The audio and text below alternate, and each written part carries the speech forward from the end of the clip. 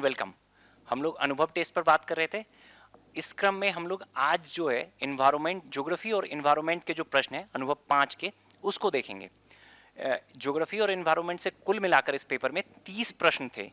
इन्हीं 30 प्रश्नों को हम लोग आज की अपनी इस परिचर्चा में देखेंगे।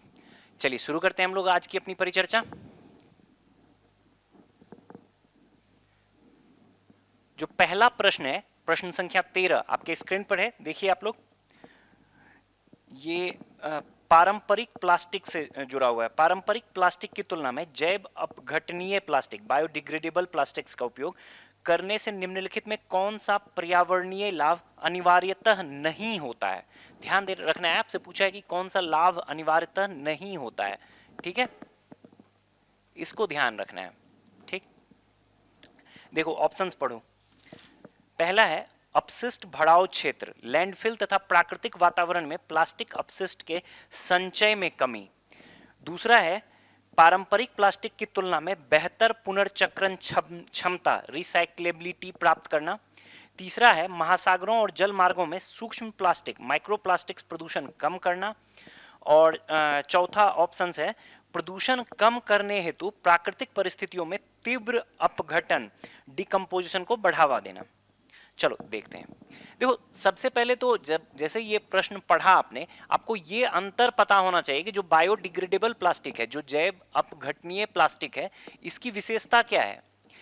नाम में ही जुड़ा हुआ है बायोडिग्रेडेबल, मतलब कि बायोलॉजिकली डिग्रेडेबल होता है, मतलब कि वैसे पदार्थों में अल्टीमेटली टूट जाता है ये, जो कि प्रकृति में नेचुरली मतलब प्राकृतिक रूप से पाए जाते हैं। ठीक, बायोडिग्रेडेबल प्लास्टिक कहने का क्या मतलब कि अंततः वैसे पदार्थों में टूटना जो कि प्रकृति में पाए जाते हैं। ठीक, प्राकृतिक पदार्थों में टूटना। एक चीज और यहां पे ध्यान में रखना है कि ये जो बात है प्राकृतिक पदार्थों में टूटना, ये एक रीजनेबल टाइम फ्रेम, मतलब एक सीमित समय, या ऐसे कहें कि ज्यादा बेहतर तार्किक समय अंतराल में होना चाहिए।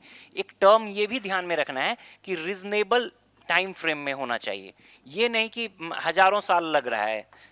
ठीक, जो परंपरागत प्लास्टिक और बायोडिग्रेडेबल प्लास्टिक है, उसमें जो मूल अंतर है वो यही है कि रीजनेबल टाइम फ्रेम में जो है ये वैसे पदार्थों में टूट जाता है जो वैसे प्राकृतिक पदार्थों में टूटता है जो नेचुरली प्रकृति में पाए जाते हैं। क्लियर।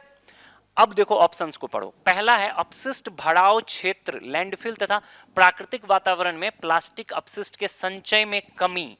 ये फायदा होगा, डेफिनेटली होगा। अगर मान लो कि लैंड भराव क्षेत्र अगर लंबे टाइम तक ये रहेगा नहीं, अपशिष्ट के रूप में नहीं रहेगा, तो लैंड भराव में इसका प्रयोग नहीं होगा। ठीक, प्लास्टिक अपशिष्ट संचय ही नहीं होगा, तो ये इसका फायदा होगा। ध्यान रखना है, आपसे पूछा है कि कौन सा लाभ अनिवार्यतः, निश्चित रूप से वो लाभ नहीं है।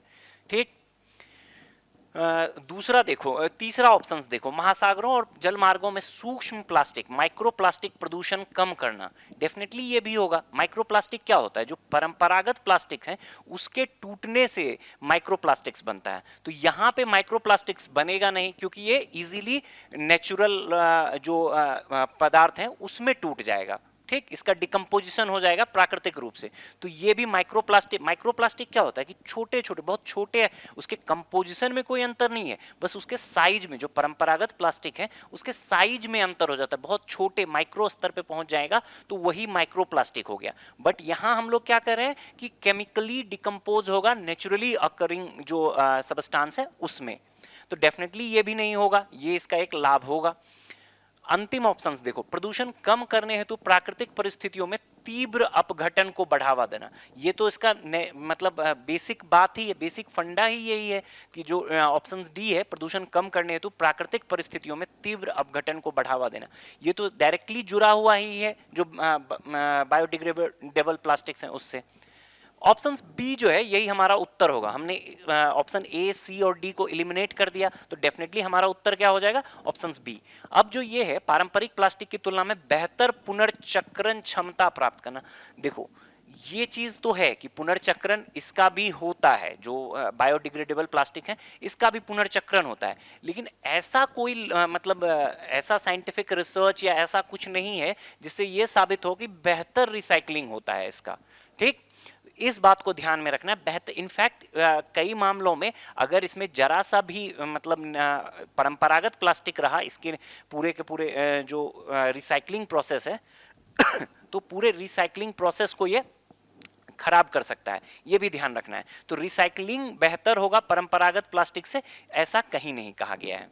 तो ऑप्शन बी जो है ये इसका डेफिनेटली एक अनिवार्य लाभ जो है बायोडिग्रेडेबल प्लास्टिक का वो नहीं है, तो यही हमारा उत्तर हो जाएगा। क्लियर है? अगले प्रश्न पर बढ़ते हैं। अगला प्रश्न है प्रश्न संख्या 14। देखिए आप लोग, ये टर्म है, आपको एक टर्म दिया गया है ग्लोबल डिमिंग। ग्लोबल डिमिंग अर्थात पृथ्वी तक पहुंचने वाले सौर प्रकाश में उत्तरोत्तर कमी निम्नलिखित में से मुख्यतः किसके कारण होता है? ऑप्शन है आपके ज्वालामुखी गतिविधियों में वृद्धि, वायु प्रदूषण, प्राकृतिक सौर चक्र में परिवर्तन और निर्वनीकरण एवं भूमि उपयोग में परिवर्तन। ठीक है, देखो हम लोगों ने विस्तार से ये जो ग्लोबल डिमिंग है इसके बारे में अपने पीटीएस टेस्ट में करा है। इनफैक्ट 2 या 3 बार अलग अलग संदर्भों में इसकी चर्चा हुई है, आपने सुन रखा होगा। इसके लिए कई सारा प्रक्रिया भी अपनाई जा रही है आज के दिन में। ग्लोबल डिमिंग क्या हुआ, एकदम आप परिभाषा से चीजों को ध्यान में रखना है। ग्लोबल डिमिंग हुआ कि जो सौर प्रकाश आ रहा है, सौर प्रकाश और ऊर्जा आ रहा है, उसको पृथ्वी पर से परावर्तित कर देना है, ताकि पृथ्वी से परावर्तित करना है। टोटल जो सौर प्रकाश या सौर ऊर्जा आ रही है पृथ्वी पर उसको परावर्तित कर देना है, मतलब स्पेस, आउटर स्पेस से ही, ताकि ओवरऑल जो मतलब सौर प्रकाश का मतलब एंट्री होगा हमारे अर्थ सिस्टम में वही कम हो जाए। इससे ओवरऑल क्या होगा कि जो तापन है, वैश्विक तापन है, वो कम होगा। इसी को ग्लोबल डिमिंग कहते हैं। ये जो ग्लोबल वार्मिंग है ना, इसका एकदम विपरीत फिनोमेना समझ सकते हो आप इसको। ग्लोबल वार्मिंग जो वैश्विक तापन है उसका विपरीत ये कॉन्सेप्ट है। ठीक, तो ग्लोबल डिमिंग वही डिफिनेशन में कह भी रहा है, अर्थात पृथ्वी पर पहुंचने वाले सौर प्रकाश में उत्तरोत्तर कमी निम्नलिखित में से मुख्यतः किसके कारण होता है। देखो एक चीज और यहाँ मेनली पूछा है कि मुख्यतः किसके कारण होता है। हम लोगों ने जो अभी तक पढ़ा होगा उसमें ये ज्वालामुखी गतिविधियों में वृद्धि के कारण जो है एक कारण होता है। जब ज्वालामुखी विस्फोट होता है तो क्या होता है कि बहुत सारे धूल कण, ऐस वगैरह निकलते हैं। उसके कारण क्या होता है, उस धूल कण के कारण जो सौर प्रकाश पृथ्वी पर पहुंचना चाहिए वो कम हो जाता है। लेकिन ये टेम्पररी कारण है, ये कुछ समय के लिए होता है, ये लॉन्ग टर्म इंपैक्ट नहीं है। जो दूसरा विकल्प है आपका वायु प्रदूषण, यही उत्तर होगा। वायु प्रदूषण के क्या कारण क्या होगा कि बड़ी मात्रा में जो प्रदूषक पदार्थ हैं वो आते हैं, एस, सूट वगैरह होते हैं। वो क्या करता है, लंबे समय तक सौर प्रकाश के मतलब कमिंग मतलब पृथ्वी में प्रवेश को जो है रोकता है। इससे क्या होता है कि ओवरऑल लंबे समय में ये ग्लोबल डिमिंग का एक प्रमुख कारण बनता है। तो सबसे प्रमुख कारण जब आपको प्रायोरिटी के हिसाब से भी पूछा जाए तो वायु प्रदूषण जो है नेचुरली मतलब सौर प्रकाश की एंट्री को कम करता है। एक मतलब नेचुरली नहीं, एक मतलब मैन मेड प्रक्रिया है वायु प्रदूषण। उसके कारण क्या होता है, ओवरऑल जो हमारे पास सौर प्रकाश की एंट्री होगी वो कम हो जाएगी, और वो कम होगी तो ग्लोबल डिमिंग की स्थिति उत्पन्न होगी। ठीक, तो यही हमारा सही उत्तर है। आसान प्रश्न है, बस आपको टर्म अगर डिफिनेशन पता है, इसका अच्छे से डिफिनेशन आपको पता है तो इसमें दिक्कत नहीं हुई होगी। अगले प्रश्न पर बढ़ते हैं। अगला प्रश्न है प्रश्न संख्या 15। देखिए आप लोग, ये एसेरेशन रीजन टाइप सवाल है। इसमें पहला स्टेटमेंट जो है, समुद्र जल के गर्म होने और अल नीनो के कारण स्थिति बिगड़ने से हाल में वैश्विक स्तर पर बड़े पैमाने पर प्रवाल विरंजन, कोरल ब्लीचिंग की घटना आरंभ हुई। दूसरा स्टेटमेंट है, उच्च तापमान पर जूजेंथली शैवाल प्रवाल के लिए हानिकारक विषाक्त पदार्थों का उत्पादन करते हैं, जिससे व्यापक स्तर पर विरंजन की असामान्य घटनाएं होती है। ये रीजन दिया गया है और आपसे एसरेशन रीजन टाइप सवाल है। देखो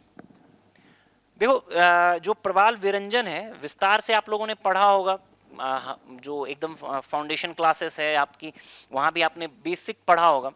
तो प्रवाल विरंजन होता क्या है? प्रवाल विरंजन विरंजन कहने से क्या मतलब हुआ? जब ये टर्म जो है कोरल ब्लीचिंग,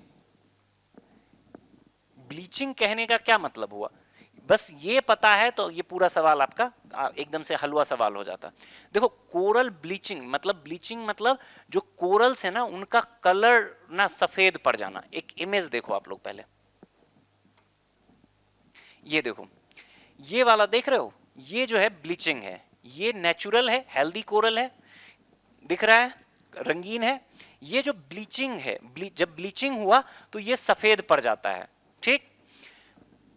और अंतिम में इसके बाद क्या होता है कि ये जब सफेद पड़ गया तो उसके जो तीसरा अंतिम स्टेज होगा वो कोरल का डेथ होता है। अब यहाँ पे ये जो कलर से कलरफुल कोरल है उससे ये मतलब सफेद हो जाता है। इसका बस एक कारण होता है कि अगर आप कोरल में जो पूरा जो कोरल का कंपोजिशन होता है एक सिम्बायोटिक रिलेशनशिप होता है, सिम्बायोटिक रिलेशन होता है किसके बीच में? कोरल के बीच में, प्लस कोरल एक जंतु हुआ और शैवाल जिसको जूजेंथले कहते हैं, ठीक है, एक प्रकार का एल्गी होता है, ठीक। इन दोनों के बीच में एक सिम्बायोटिक रिलेशनशिप होता है, ठीक है, सहजीवी संबंध होता है। तो जब शैवाल इस कोरल से बाहर निकल जाता है तो ये कोरल जो है पूरा रंगीन से सफेद पड़ जाते हैं। इसमें क्या करता है, कोरल एक प्रकार का जंतु होता है जो समुद्र के सतह से जुड़ा रहता है और एक ही प्रकार के जेनेटिकली एक प्रकार के कोरल जो होते हैं वो एक जुड़कर एक पॉलिप का निर्माण करते हैं, एक बड़े से क्षेत्र का निर्माण करते हैं जो शैवालों के लिए क्या करता है, आवास प्रदान करता है और इनको फोटोसिंथेसिस यानी कि प्रकाश संश्लेषण करने के लिए जो आवश्यक सामग्री है वो भी प्रोवाइड करता है। बदले में ये जो शैवाल हैं इनको, जो कोरल्स हैं, इनको भोजन प्रदान करते हैं, बना बनाया भोजन मिलता है, साथ ही ऑक्सीजन भी मिलता है। क्लियर? ये बेसिक कंसेप्ट है कोरल का और कोरल ब्लीचिंग का। अब देखो कोरल ब्लीचिंग क्यों होता है? एक कोरल ब्लीचिंग का एक जो सबसे सामान्य कारण है ये टेम्परेचर, जैसे जैसे तापमान बढ़ता जाता है समुद्र का कोरल ब्लीचिंग होने लगता है। तो सबसे बड़ा कारण जो है वो कोरल ब्लीचिंग का टेम्परेचर बढ़ना है। क्लियर? इतनी चीजों को ध्यान में रखना है, ये बेसिक चीज। एक और इमेज को आप साथ के साथ ध्यान में देखो, ये देखो ये एक हेल्दी कोरल वाला एरिया है, काफी रंगीन दिख रहा है और जैसे इससे शैवाल निकल जाएंगे ये सफेद हो जाएगा, ठीक है, और धीरे धीरे फिर आगे इसकी मृत्यु हो जाएगी। तो ये कंसेप्ट को ध्यान में रखना है कि कोरल में क्या होता है, एक तो कोरल जीव होते हैं, साथ ही शैवाल जो फोटोसिंथेटिक होते हैं, दोनों के बीच का सिम्बायोटिक रिलेशनशिप है। जब शैवाल उससे निकल जाते हैं तो ये पूरा का पूरा प्रक्रिया कोरल ब्लीचिंग कहलाया, यानी ना कि विरंजन हो गया, प्रवाल विरंजन मतलब कलर से सफेद पड़ गया। इतना बस ध्यान में रखना है, आपका सवाल सॉल्व हो जाएगा। आओ सवाल पे वापस। पहला स्टेटमेंट, समुद्री जल के गर्म होने, मैंने बताया कि गर्म होने के कारण और अल नीनो के कारण क्या होगा, अल नीनो के कारण भी टेम्परेचर बढ़ेगा सागर का, सागर सतह का। तो ये वैश्विक स्तर पर प्रवाल विरंजन की बड़ी घटनाएं हुई। हाल में क्या हुआ है कि जनवरी 2023 के बाद से कम 53 देशों ने ऐसा मतलब ऐसी बातें कही है या इस प्रकार की चिंता जताई है कि वहां उनके यहाँ जो है प्रवाल का बड़े स्तर पर विरंजन हो रहा है, ठीक। और इसको फोर्थ मास मतलब ब्लीचिंग की संज्ञा दी गई है, ठीक है। प्रवालों के दृष्टिकोण से फोर्थ मास ब्लीचिंग की संज्ञा दी गई है। तो इसी के कारण यही इसका संदर्भ रहा था जिसके कारण आपसे यह सवाल पूछा गया है, ठीक। तो पहला स्टेटमेंट तो बिल्कुल सही है। दूसरा देखो, उच्च तापमान पर जूजेंथली शैवाल प्रवालों के लिए हानिकारक विषाक्त पदार्थ का उत्पादन करते हैं जिससे व्यापक स्तर पर विरंजन की असामान्य घटनाएं होती हैं। ये गलत है। देखो उच्च तापमान पे शैवाल वहां से निकल जाते हैं, विषाक्त पदार्थ पैदा करते हैं, ये कोई कारण नहीं है बड़ा कारण। कुछ एक एग्जांपल मिल सकते हैं ऐसे, बट प्राइमरीली एकदम से ये कोई कारण नहीं है कि प्रवाल विरंजन का। प्रवाल विरंजन का कारण क्या है कि तापमान बढ़ने के कारण जो है शैवाल और जो प्रवाल के बीच का सिम्बायोटिक रिलेशनशिप है वो टूट जाता है। क्यों? क्योंकि शैवाल वहां से अन्य जगह प्रवास कर जाते हैं। यही जो है मूल कारण है, लेकिन ये जो है विषाक्त पदार्थ वाला ये मूल कारण नहीं है। तो ये गलत है।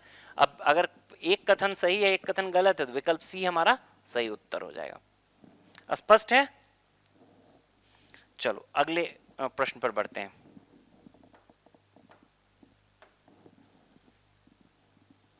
अगला प्रश्न है प्रश्न संख्या 16। देखिए आप लोग, ये उच्च समुद्र संधि हाई सीज ट्रिटी के संदर्भ में है। 3 स्टेटमेंट दिया गया है, पूछा गया है आपसे कि कितने कथन इसमें से सही हैं। पहला है, इसका उद्देश्य समुद्री संसाधनों पर राष्ट्रीय क्षेत्राधिकार नेशनल ज्यूरिसडिक्शन हेतु स्पष्ट सीमाएं निर्धारित करना है। दूसरा है, यह सुनिश्चित करती है कि समुद्री अनुवांशिक संसाधनों से प्राप्त सभी लाभ सशक्त बौद्धिक संपदा अधिकारों द्वारा नियंत्रित हों। और तीसरा स्टेटमेंट है, यह अंतर्राष्ट्रीय जल क्षेत्र में समुद्री संरक्षित क्षेत्रों एमपीएज जो मरीन प्रोटेक्टेड एरियाज है उसकी स्थापना का प्रावधान करती है। पूछा गया आपसे कि कितने कथन सही हैं। चलो देखते हैं। सबसे पहले तो आपको यह पता होना चाहिए कि ये जो उच्च समुद्र संधि है, इसमें से सबसे पहले उच्च समुद्र पता होना चाहिए कि उच्च समुद्र या हाई सीज क्या है। ठीक, उच्च समुद्र संधि जो है या हाई सीज जो है, हाई सीज वो होता है बियॉन्ड नेशनल ज्यूरिसडिक्शन, समुद्र का वह क्षेत्र जो कि राष्ट्रीय सीमाओं से परे होता है। ये वाला इमेज देखो, अगर आपने अनक्लॉज संधि के बारे में पढ़ा होगा, United Nations convention on law of seas, मैं एकदम से आश्वस्त हूं कि आपने इसके बारे में सुन तो जरूर रखा होगा, पढ़ रखा होगा। तो इसके हिसाब से ये जो समुद्री क्षेत्र है उसको बंटवारा करता है। ठीक, जो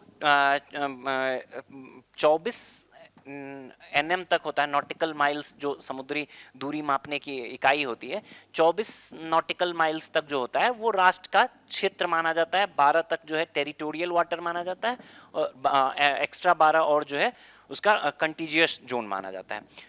200 नॉटिकल मील्स तक जो होता है वो EEZ माना जाता है, एक्सक्लूसिव इकोनॉमिक जोन, मतलब इसमें जो संसाधन है उस पे उस संबंधित राष्ट्र का अधिकार होता है।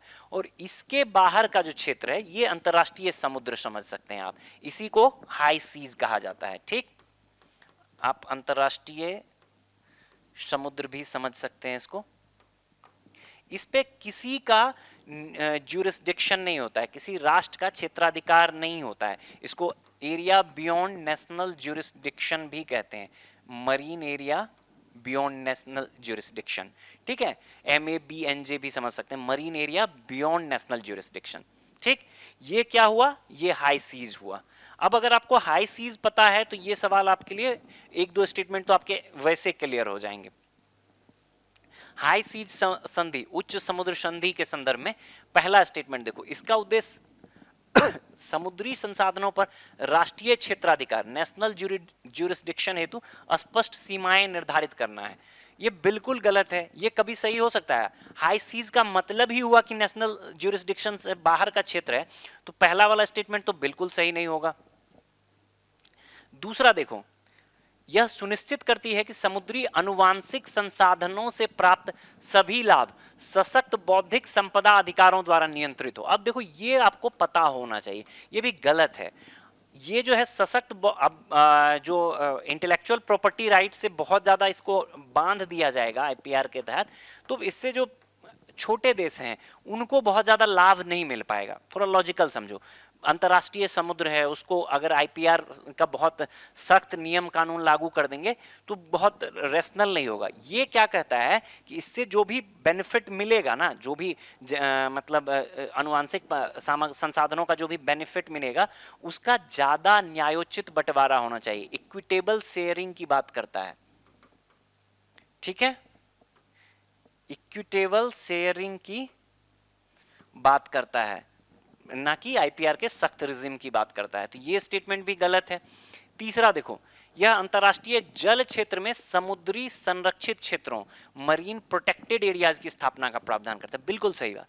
ये आपको, ये दूसरा और तीसरा स्टेटमेंट जो है ये आपको इससे पता होना चाहिए। दूसरा तो फिर भी आप अगर थोड़ा लॉजिक लगाओगे तो एलिमिनेट कर सकते हो, पहला और दूसरा स्टेटमेंट जो है आप अगर थोड़ा सा अगर हाई सीज के बारे में आपको बेसिक बातें पता थी तो आप पहले दूसरे स्टेटमेंट को तो आप मतलब समझ सकते हो कि ये गलत है। तीसरा स्टेटमेंट जो है यह अंतर्राष्ट्रीय जल क्षेत्र में समुद्री संरक्षित क्षेत्रों मरीन प्रोटेक्टेड एरियाज की स्थापना का प्रावधान करती है। ये वाला स्टेटमेंट जो है बिल्कुल सही है। ठीक, ये आपको पता होना चाहिए। देखो मरीन प्रोटेक्टेड एरिया क्या होगा, बायोडायवर्सिटी संरक्षण के लिए हाई सीज में, मतलब जो अंतरराष्ट्रीय समुद्र का क्षेत्र है वहां पे मरीन प्रोटेक्टेड एरियाज के गठन की बात करता है। पूछा गया आपसे कितने कथन सही हैं, तो विकल्प ए जो है आपका केवल एक कथन जो है वो सही होगा, क्योंकि पहला और दूसरा स्टेटमेंट गलत है। क्लियर है? साथ ही साथ ये जो ट्रीटी है, जो हाई सी ट्रीटी है, ये आपको समुद्री तापमान वृद्धि, समुद्री जैव विविधता के अति दोहन, राष्ट्रीय तटीय प्रदूषण और जो हाई सीज में अनसस्टेनेबल प्रैक्टिस हैं, असतत प्रयास हैं, उन सब को भी एड्रेस करता है। तो एक महत्वपूर्ण ट्रीटी हो जाती है समुद्री क्षेत्र में जो बायोडायवर्सिटी कंजर्वेशन है हाई सीज में, अंतरराष्ट्रीय समुद्र में। सामान्य भाषा में समझो, अंतरराष्ट्रीय समुद्र में जो है बायोडायवर्सिटी कंजर्वेशन की दृष्टिकोण से यह एक महत्वपूर्ण ट्रीटी है। क्लियर? अगले प्रश्न पर बढ़े। ये हमने समझ लिया हाई सीज क्या होता है। अब देखो हाई सीज के बारे में यहाँ पे कुछ फैक्ट्स हैं, आप एक बार इसको भी देख लेना, ये आपके थोड़ा बहुत आपको हेल्प कर देगा। 2-3 ये जो है 2/3 ऑफ वर्ल्ड्स ओशन है, 95% ऑफ द बेसिक फैक्ट्स है जो आप एक बार देख सकते हो, आपके लिए हेल्पफुल रहेगा। अगला प्रश्न है प्रश्न संख्या 17।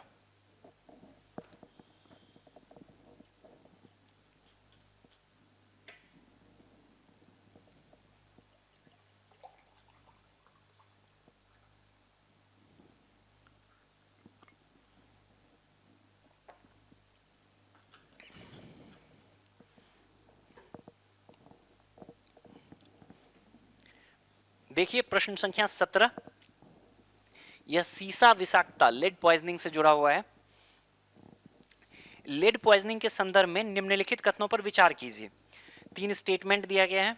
पहला है सीसा संपर्क लेड एक्सपोजर का कोई ज्ञात सुरक्षित स्तर नहीं है। दूसरा स्टेटमेंट है सीसे की कुल वैश्विक खपत का 80% से अधिक बैटरी के उत्पादन में होता है। और तीसरा है हाल ही में भारत ने पेंट में सीसे का उपयोग बंद कर दिया है। आपसे पूछा गया है कि कौन सा कथन इसमें से सही है। देखो जो पहला स्टेटमेंट है जो सीसा संपर्क का कोई ज्ञात सुरक्षित स्तर नहीं है, ये बिल्कुल सही है। देखो लेड पॉइजनिंग के बारे में ऐसा बताया जाता है कि कोई मिनिमम लेवल नहीं है, एकदम सूक्ष्म से सूक्ष्म स्तर पर भी लेड का अगर मतलब कंजम्पशन होता है, सीसा अगर ग्रहण किया जाता है किसी जीव के द्वारा, मानवों के द्वारा, तो वो विषाक्तता का कारण बनता है। तो कोई मिनिमम स्तर नहीं है। जैसे आप कई सारे प्रदूषकों का एक मिनिमम स्तर देखते हैं, टॉलरेबल स्तर देखते हैं, सीसा के संदर्भ में ये नहीं है। तो ये वाला ध्यान रखना है, कोई भी मिनिमम स्तर नहीं है इसका। ठीक, लेड पॉइजनिंग का। दूसरा देखिए सीसे की कुल वैश्विक खपत का 80% से अधिक बैटरी के उत्पादन में होता है। 80% से अधिक कहां होता है? बैटरी के उत्पादन में। ये बिल्कुल सही बात है। 86% तक जो है लगभग वो बैटरी उत्पादन में होता है। ये एक फैक्ट है जो आपको ध्यान में रखना है, रख सकते हैं आप। 80% से अधिक, 86% भी अगर आपके ध्यान में रह जाए। तीसरा स्टेटमेंट जो है हाल ही में भारत ने पेंट में सीसे का उपयोग बंद कर दिया, ये गलत है। भारत ने पेट्रोल में नॉकिंग, एंटी नॉकिंग एजेंट के रूप में लेड का प्रयोग होता था, उसको फेज आउट करने की बात हुई है भारत में, ना कि पेंट में। पेंट में शीशे का प्रयोग अभी भी बड़े पैमाने पर होता है। पेंट में शीशे का क्या लाभ होता है? देखो पेंट में शीशे का प्रयोग करने से क्या होता है कि जो उसके ड्राइनेस, सूखने की तीव्रता होती है उसको तेज कर देता है। साथ ही साथ जो इसका ड्यूरेबिलिटी होता है पेंट का, आप देखोगे कि बहुत सारे पेंट क्लेम करते हैं इतना ज्यादा ड्यूरेबिलिटी है, वो शीशा के कारण। दीवारों में जो सिलन की समस्या होती है उसको दूर करने में भी शीशा जो रहता है वो एक महत्वपूर्ण, नमी अवशोषण करने की क्षमता अधिक होती है, तो जो सिलन की समस्या होती है उसको भी संतुलित, उसको भी एक तरह से बैलेंस करता है। ये पूछा आपसे कौन सा कथन सही है, पहला दूसरा सही है, आंसर ए हमारा, विकल्प ए जो है हमारा आंसर हो जाएगा। क्लियर? अगले प्रश्न पर बढ़ते हैं। अगला प्रश्न है प्रश्न संख्या 18। देखिए आप लोग, ये पूछ रहा है ई मृदा के संदर्भ में ई मृदा के संभावित अनुप्रयोगों के संबंध में निम्नलिखित कथनों पर विचार कीजिए। मृदा आधारित कृषि में कीटनाशकों की आवश्यकता को कम करना, शहरी की कृषि एवं ऊर्ध्वाधर खेती वर्टिकल फार्मिंग का संवर्धन, हाइड्रोपोनिक प्रणाली में फसल की उपज बढ़ाना। आपसे पूछा गया है कि इसमें से ई मृदा के संभावित अनुप्रयोग कितने हैं, कौन कौन से हैं, मतलब कितने हैं। देखो, सबसे पहले तो आपको यह पता होना चाहिए कि ये ई मृदा है क्या, ई सॉइल है क्या। ई सॉइल कुछ नहीं है, आपको एक टर्म याद रखना है, ये एक प्रकार का बायो इलेक्ट्रिक ग्रोथ सबस्ट्रेट है। देखो, इसके लिए बहुत एप्रोप्रिएट हिंदी शब्द मिला नहीं, जो मिला वो आपके समझ में नहीं आता।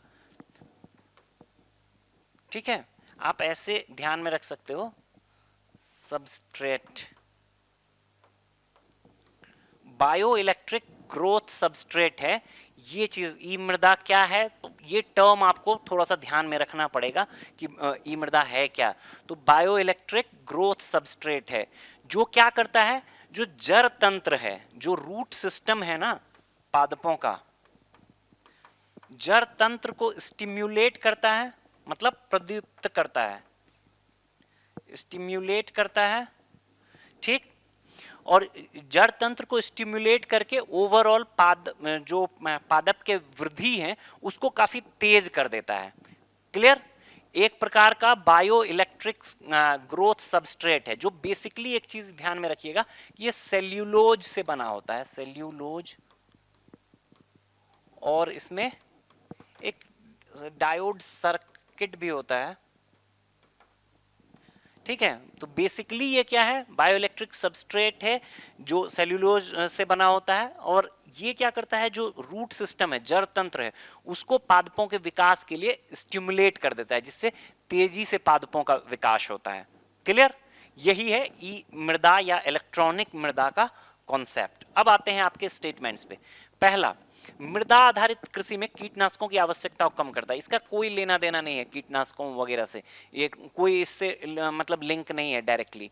ये क्या काम करता है, ये सिर्फ पादपों के वृद्धि को तेज करता है। ठीक, दूसरा देखो, शहरी कृषि एवं ऊर्ध्वाधर कृषि, वर्टिकल फार्मिंग देखा होगा आपने कि मतलब लेयर वाइज जो है खेती की जाती है, वहां पे इसका एप्लीकेशन बहुत ज्यादा हो जाता है। तो ये बिल्कुल सही है। बेसिकली इस तरह की जो चीजें डेवलप हो रही हैं वो इसीलिए हो रही हैं कि शहरी क्षेत्रों में जहां भूमि की कमी है वहां पे बेहतर या तेजी से मतलब पादपों का वृद्धि हो सके, इस तरह के कृषि के लिए किया जा रहा है। हाइड्रोपोनिक सिस्टम भी उसी का एक एग्जाम्पल है। हाइड्रोपोनिक सिस्टम क्या होता है कि जो इंपॉर्टेंट मतलब पोषक तत्व हैं उसका मतलब सीधे सीधे बिना मृदा की खेती, इसको क्या बोलते हैं, हाइड्रोपोनिक सिस्टम को, बिना मृदा की खेती। तो इसमें क्या होता है कि जो जड़ों के लिए जो आवश्यक मतलब पोषक तत्व हैं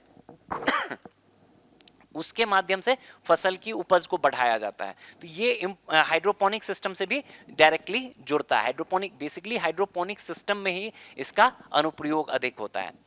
तो पहला नहीं है, बी जो है दो, दूसरा और तीसरा जो है जो इलेक्ट्रॉनिक सॉइल है उसके अनुप्रयोग हैं। पहला, इसका कीटनाशकों से कोई लेना देना नहीं। ये जो शुरू में मैंने बताया कि इलेक्ट्रॉनिक मृदा होता क्या है उसको आपको ध्यान में रखना है, उसको एकदम से आप ध्यान में रखेंगे तो इजीली अगर इससे रिलेटेड कोई सवाल पूछा गया तो आप कनेक्ट कर सकते हैं। एक और इसका संदर्भ आप ध्यान में रखिएगा कि अभी ये क्यों पूछा गया है। हाल ही में क्या हुआ है, लिंकोपिंग, स्वीडन की एक यूनिवर्सिटी है, स्वीडन की लिंकोपिंग यूनिवर्सिटी,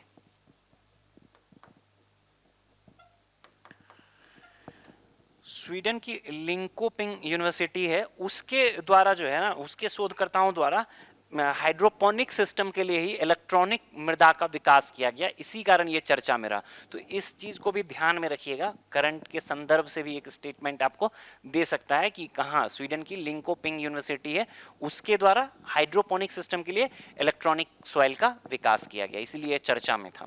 बेसिक कंसेप्ट भी हमने देख लिया इसका। ये देखो इसी टाइप का कुछ लगता है, ये इमेज भी आप ध्यान में रह जाए तो कुछ हद तक आपको हेल्प मिल जाएगा। ठीक है, अगले प्रश्न पर बढ़ते हैं। अगला प्रश्न है प्रश्न संख्या 19। देखिए आप लोग, ये पूछ रहा है हाल के संशोधनों के बाद वर्तमान में निम्नलिखित में से कौन सी गतिविधि जैव विविधता अधिनियम 2023 के दायरे से बाहर है। ऑप्शन है स्थानिक जैविक संसाधनों का व्यावसायिक उपयोग, भारतीय जैविक संसाधनों से संबंधित अनुसंधान के परिणामों का स्थानांतरण, तीसरा ऑप्शन है भारतीय जैविक संसाधनों पर बौद्धिक संपदा अधिकार प्राप्त करने संबंधी मामले, और चौथा ऑप्शन है भारतीय औषध चिकित्सकों मेडिसिन प्रैक्टिशनर के संहिताबद्ध पारंपरिक ज्ञान का संवर्धन। क्लियर? देखो ये वाला जो है अभी एक जैव विविधता अधिनियम 2023 पारित हुआ, इससे पहले कौन सा ये जैव विविधता संशोधन अधिनियम है। ठीक है, इसको ध्यान में रखना है। जैव विविधता संशोधन अधिनियम 2002 का जो जैव विविधता अधिनियम है 2002 का, उसको ये उसके प्रावधानों को में संशोधन करता है ये वाला अधिनियम 2023 का जो अधिनियम है। 1992 में सीबीडी हुआ था, कन्वेंशन ऑन बायोलॉजिकल डाइवर्सिटी, उसके आधार पर भारत द्वारा जो है 2002 में जैव विविधता अधिनियम बायोडाइवर्सिटी एक्ट पारित किया गया था। ठीक है, बायोडाइवर्सिटी एक्ट 2002, और यही जो बायोडाइवर्सिटी एक्ट 2002 है इसमें संशोधन किया गया अभी 2023 में। इसमें कुछ एग्जेम्पशन दिया गया है, वही पूछ रहा है कौन इसके दायरे से बाहर है, एग्जेम्प्टेड है। बस एक चीज ध्यान रख लो, आयुष प्रैक्टिशनर और जो पारंपरिक ज्ञान का प्रैक्टिशनर है उसको दिया गया है ये मतलब इसके दायरे से बाहर रखा गया है। जो भारतीय औषध चिकित्सक हैं मेडिसिनल प्रैक्टिशनर, आयुष आप सीधे ध्यान में रख सकते हो, आयुष प्रैक्टिशनर के संहिताबद्ध पारंपरिक ज्ञान का संवर्धन। जो आयुष प्रैक्टिशनर है ना उनको मतलब जो इसके जो लिमिटेशंस हैं उससे बाहर रखा गया है। इसमें मतलब जो अगर आप बायोडाइवर्सिटी एक्ट के बारे में पढ़ा होगा तो नेशनल बायोडाइवर्सिटी बोर्ड है, उस स्टेट बायोडाइवर्सिटी बोर्ड है। तो जो स्टेट बायोडाइवर्सिटी बोर्ड है राज्य स्तर पर सबसे बड़ी इकाई है, बायोडाइवर्सिटी बोर्ड है, उसके द्वारा जो है उसके परमिशन के बाद जो है जो आयुष प्रैक्टिशनर हैं उनके लिए ये मतलब उनको एग्जेम्पशन है इस जो नया वाला संशोधन अधिनियम है उसके तहत। तो एक तरह से ये फैक्चुअल सवाल था, अगर आपने ये एक्ट पढ़ा होगा इसके संशोधन वाला जो करंट में चर्चा में रहा था तो आप ये सवाल इजीली कर लेते, एग्जेम्पशन वाला यही एक उसमें है। हालांकि मुख्य परीक्षा के दृष्टिकोण से या इनफैक्ट प्रारंभिक परीक्षा के दृष्टिकोण से भी थोड़ा मतलब इसके बारे में हो सकता है एक दो स्टेटमेंट आपको और कंपैरिजन करके थोड़ा डिटेल में पूछा जा सकता है। तो एक इंपॉर्टेंट मतलब संशोधन एक्ट है जो आपके ध्यान में होना चाहिए। क्लियर? अगले प्रश्न पर बढ़ते हैं। अगला प्रश्न है प्रश्न संख्या 20। देखिए आप लोग, ये पूछ रहा है आपसे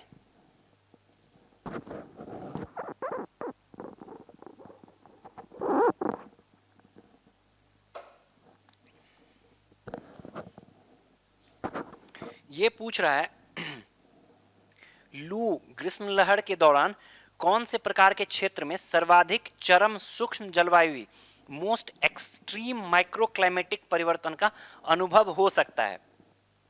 पहला विकल्प है उच्च आर्द्रता वाले तटीय क्षेत्र, दूसरा है सघन वृक्ष आवरण युक्त वन क्षेत्र, तीसरा है सघन बुनियादी ढांचे वाले शहरी क्षेत्र, और चौथा है विरल वनस्पति वाले मरुस्थलीय क्षेत्र।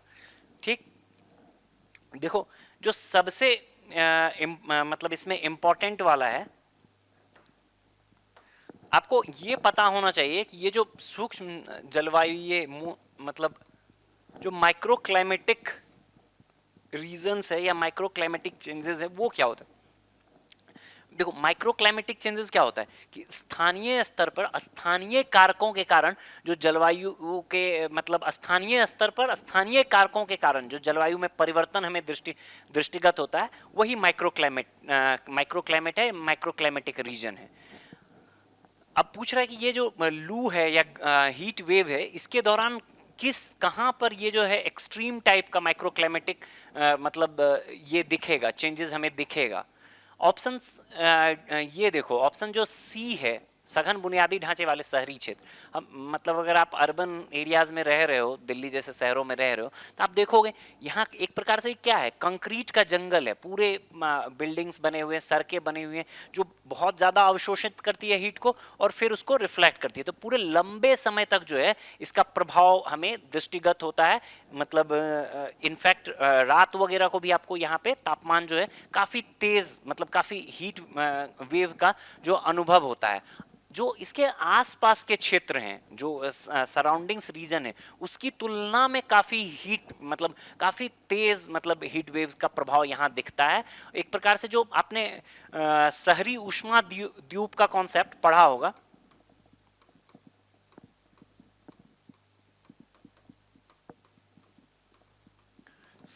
जो अर्बन हीट आइलैंड है उसका कॉन्सेप्ट पढ़ा होगा, वो इसी से डायरेक्टली मतलब जुड़ता है, इसी के प्रभाव के कारण जो है ऐसा होता है। तो विकल्प सी जो है आपका वो सही उत्तर हो जाएगा। क्लियर? बाकी अब देखो सघन वृक्ष आवरण वाले युग, वहां पे हमें एकदम चरम एक्सट्रीम सिचुएशंस नहीं दिखेगा, एकदम से मरुस्थलीय क्षेत्र में एक ही जैसा दिखेगा। ठीक है, उच्च आर्द्रता वाले तटीय क्षेत्रों में वहां भी एक्सट्रीम टाइप का इफेक्ट जैसा अर्बन क्षेत्र में दिखेगा, अत्यधिक जो अर्बनाइज्ड एरिया है वहां पे जितना एक्सट्रीम दिखेगा वैसा कहीं नहीं दिखेगा। ठीक, तो विकल्प सी हमारा सही उत्तर हो जाएगा। अगले प्रश्न पर बढ़े। अगला प्रश्न है प्रश्न संख्या 21। ये देखो थोड़ा सा आपको गणना करने वाला, थोड़ा कैलकुलेशन वाला सवाल है। ज्योग्राफी के बेसिक कक्षाओं में इस तरह की गणना करवाई जाती है, आप लोगों ने भी करा होगा, उसी पे आधारित ये प्रश्न है। प्रश्न संख्या 21 कह रहा है, मिस्टर एक्स ईटानगर में रहते हैं। 9 जून 2024 को न्यूयॉर्क में होने वाले भारत पाकिस्तान का मैच का सीधा प्रसारण देखना चाहते हैं। न्यूयॉर्क 75 डिग्री वेस्ट पश्चिम मध्याह्न रेखा पर अवस्थित है।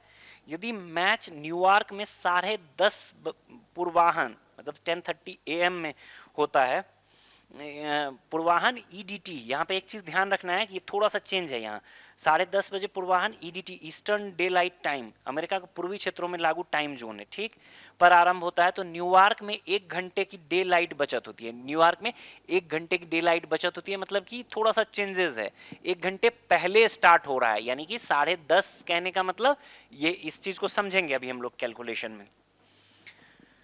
घड़ी 1 घंटा आगे करके समय की बचत, ठीक, आगे कह ही दिया है आपको प्रश्न में। को ध्यान में रखते हुए मिस्टर एक्स को मैच देखने के लिए अपने टेलीविजन सेट पर कब आना चाहिए।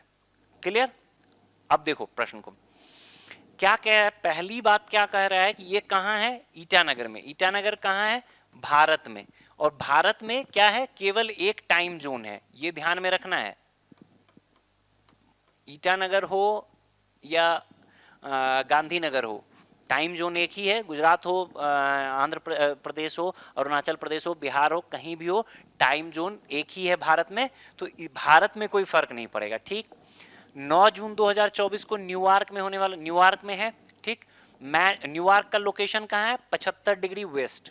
ठीक, दूसरा चीज क्या फाइंड आउट करना है, मैच हो रहा है 10:30 बजे वहां के EDT eastern daylight time के कारण, जो कि सिर्फ अमेरिका के पूर्वी क्षेत्रों में लागू होता है। इसका मतलब क्या हुआ कि 1 घंटे की डे लाइट बचत करने के लिए घड़ी को 1 घंटा आगे कर दिया जाता है। जैसे कि मान लो जल्दी सवेरे हो रहा है कहीं पे, तो वहां घड़ी ज्यादा तेज है, बट एक्चुअल टाइम जो होगा वो क्या होगा, 1 घंटा कम होगा, 10:30 AM है। क्यों? क्योंकि 1 घंटा आगे किया गया है डे लाइट सेविंग के लिए। ये डे लाइट सेविंग का कॉन्सेप्ट जानते हैं, घड़ी को तेज करके, अगर मान लो कहीं जल्दी सुबह और एक बड़े क्षेत्र में फैला हुआ कोई देश है, आपने भारत के संदर्भ में भी सुना होगा कि जो पूर्वोत्तर के क्षेत्र के लोग हैं वो मांग करते रहते हैं एक सेपरेट टाइम जोन की। क्यों? क्योंकि वहां सवेरे जल्दी हो जाता है, इसके कारण दफ्तरों वगैरह में डे लाइट सेविंग के कॉन्सेप्ट के कारण वहां पे ज्यादा ऊर्जा की भी बचत हो सकती है, समय का भी बेहतर प्रबंधन हो सकता है। तो 10:30 में जो है ये न्यूयॉर्क का ईडीटी के हिसाब से, बट एक्चुअल टाइम क्या है, 1 घंटा बढ़ा दिया गया है, तो 9:30 AM ही है। एक्चुअल टाइम क्या है न्यूयॉर्क के हिसाब से, 9:30 AM है। क्लियर? अब देखो कि न्यूयॉर्क का लोकेशन क्या है, 75 डिग्री वेस्ट में है। अब अगर 75 डिग्री वेस्ट है जीएमटी से, जो ग्रीनविच मीन टाइम है, हम जीएमटी को मानते हैं, इसको मान लेते हैं 0 डिग्री, ठीक है, 0 डिग्री होता है ये। इससे पश्चिम जाने पे क्या होता है, समय घटता है, मतलब समय में मतलब घटाते हैं, और इससे पूरब की तरफ बढ़ने पे इधर मान लो सपोज करो इधर ईस्ट की तरफ बढ़ रहे हैं तो जोड़ेंगे पॉजिटिव, और इधर जा रहे हैं वेस्ट की तरफ तो यहां क्या होगा, नेगेटिव होगा। क्लियर?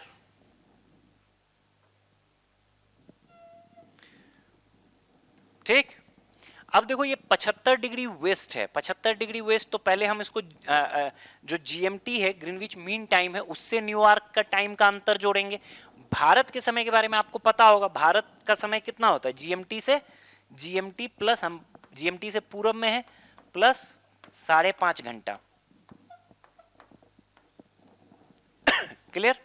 अब अगर न्यूयॉर्क 75 डिग्री है यानी कि 75 डिग्री को हम क्या कर सकते हैं, एक घंटे में 15 डिग्री, यानी कि 75 डिग्री बराबर क्या हो जाएगा, 5 घंटा, 5 आवर्स।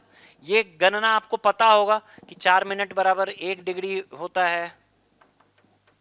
अगर नहीं पता है तो थोड़ी सी चिंता की बात है, आपको पता होना चाहिए। चलिए फिर भी मैं 4 मिनट बराबर क्या होता है 1 डिग्री, तो 60 मिनट बराबर 1 घंटा बराबर 15 डिग्री। उस हिसाब से 75 डिग्री कितने हो गए, 5 घंटे हो गए। तो 5 घंटे आगे है, तो जीएमटी से 5 घंटे, जीएमटी से न्यूयॉर्क के टाइम में कितना का अंतर होगा, पश्चिम की तरफ है तो जीएमटी माइनस 5 आवर्स। तो भारत और न्यूयॉर्क के समय में कितना अंतर हो जाएगा, ये -5 घंटा है और ये 5 घंटा आगे है जीएमटी से, तो टोटल 10 घंटे 30 मिनट का अंतर हो जाएगा। क्लियर? भारत और न्यूयॉर्क के समय में कितना अंतर हो जाएगा, 10.5 घंटे का अंतर हो जाएगा। स्पष्ट है ये? अब 10.5 घंटे का अंतर हो जाएगा और कोई मैच न्यूयॉर्क में 9:30 बजे चालू हो रहा है, यानी कि न्यूयॉर्क में अगर 9:30 बजा है तो भारत में क्या समय बचेगा, उस समय क्या समय हो रहा होगा, उसी समय मैच स्टार्ट होगा। तो भारत में उस समय क्या स्टार्ट होगा, हम 9:30 में 10:30 ऐड कर देंगे, दैट मीन कि 10 बज रहा होगा, सुबह शाम के 10 बज रहे होंगे। ठीक, तो विकल्प ए जो है आपका, भारतीय मानक समय अनुसार 9 जून को रात्रि 8 बजे मैच स्टार्ट होगा। ठीक, 10:30 कैसे आया, ये बेसिक गणना है, बेसिक कक्षा में आपने किया होगा, उसी पे आधारित है, और ऐसे प्रश्न कभी कभार पेपर में दिख जाते हैं, इसलिए एक बार इसको ध्यान में रखना है। स्पष्ट है? अगले प्रश्न पर बढ़ते हैं। अगला प्रश्न है प्रश्न संख्या 22। ये कह रहा है, ये भी एआर टाइप सवाल है, एसरेशन रीजन टाइप सवाल है।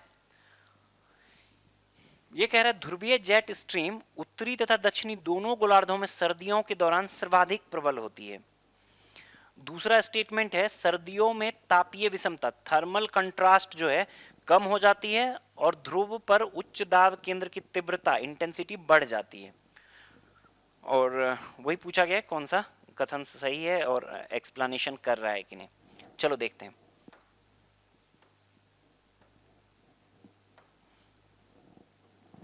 पहला वाला स्टेटमेंट जो है ध्रुवीय जेट स्ट्रीम उत्तरी तथा दक्षिणी दोनों गोलार्धों में सर्दियों के दौरान सर्वाधिक प्रबल होती है, बिल्कुल सही बात है। क्यों सर्वाधिक प्रबल होगी, क्योंकि तापमान अत्यधिक कम हो जाता है, तापमान सर्दियों में तापमान कम होगा ध्रुवों का, देखो ऐसा समझो, ध्रुवों का तापमान अत्यधिक कम। ठीक, तो जो तापांतर है वो भी बहुत कम हो जाएगा, ध्रुव और शेष क्षेत्रों के अंतर में ये तापांतर काफी सर्दियों में सर्वाधिक होगा। ठीक, तापांतर अधिक हो जाएगा।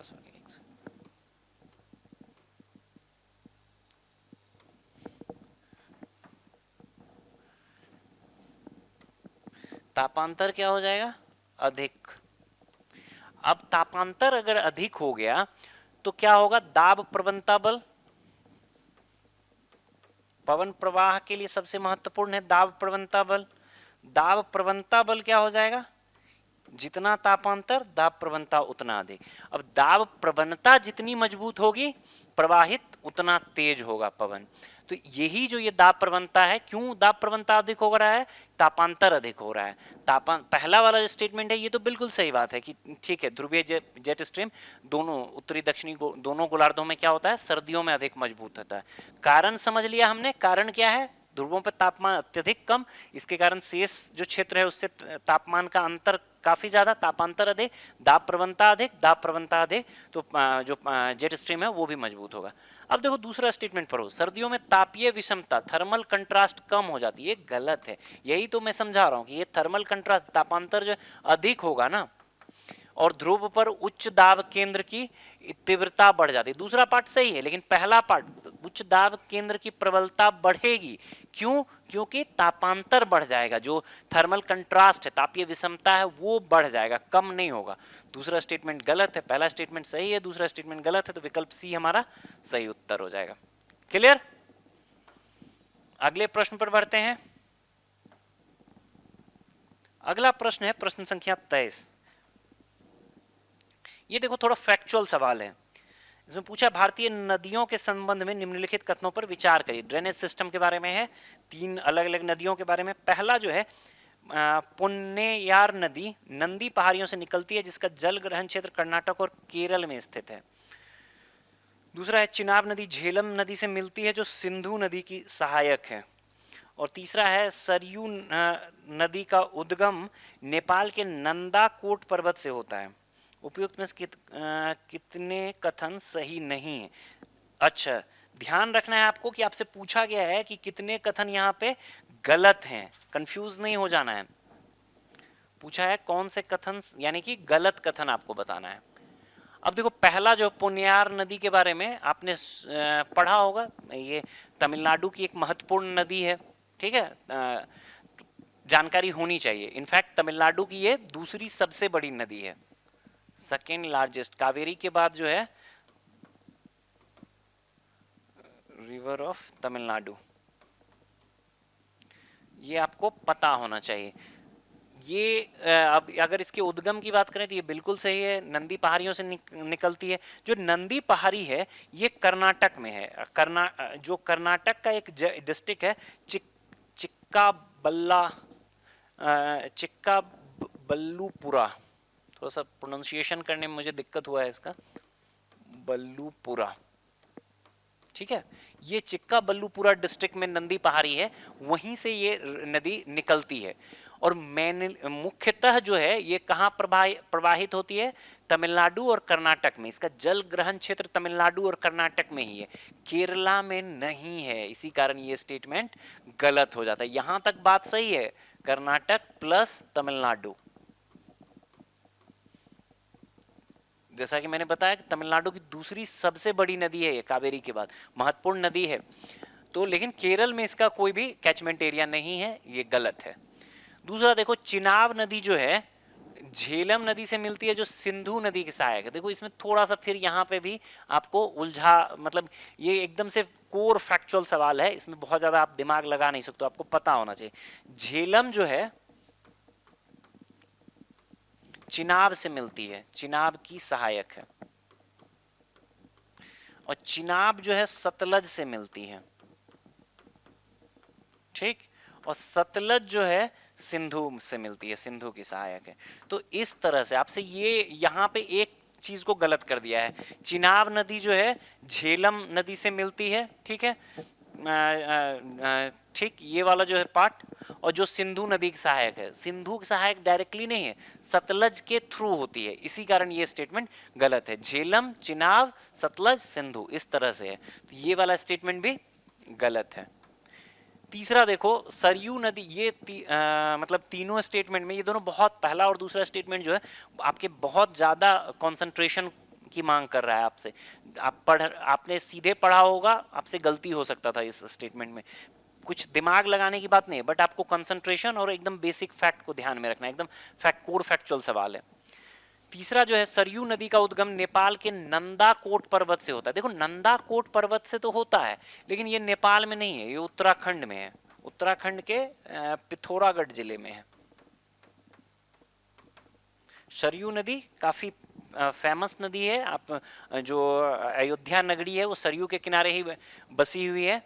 तो उसका जो उद्गम है नंदाकोट पर्वत है, लेकिन ये नेपाल में नहीं है। ये कहाँ पे है? ये आपको उत्तराखंड में है। पूछा कितने कथन सही हैं, कितने कथन सही नहीं है? तीनों कथन गलत है, तो विकल्प आपका सी हो जाएगा। क्लियर? अगले प्रश्न पर आते हैं। ये हाँ देखो, ये एक मैप देख लो, आपको ध्यान में रहेगा। ये जो पुनियार रिवर है, इसको हमने अभी देखा था, ये निकलती है कहाँ से? कर्नाटक से, ठीक है। और मूलतः इसका जो बड़ा क्षेत्र है वो तमिलनाडु में, और ये बंगाल की खाड़ी में गिरती है। तो इस चीज को ध्यान में रखना है। पुनियार रिवर इंपॉर्टेंट रिवर है तमिलनाडु और कर्नाटक की। तमिलनाडु की काफी इंपॉर्टेंट रिवर है। देख रहे हो लोकेशन, केरला से दूर दूर तक कोई संबंध नहीं है।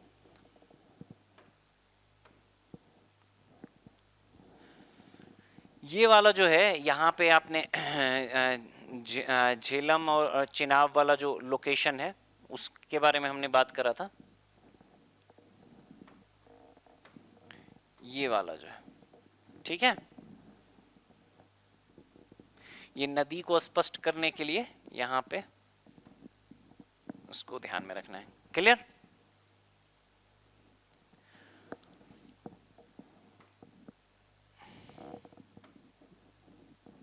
अगले प्रश्न पर बढ़ते हैं। अगला प्रश्न है प्रश्न संख्या 24।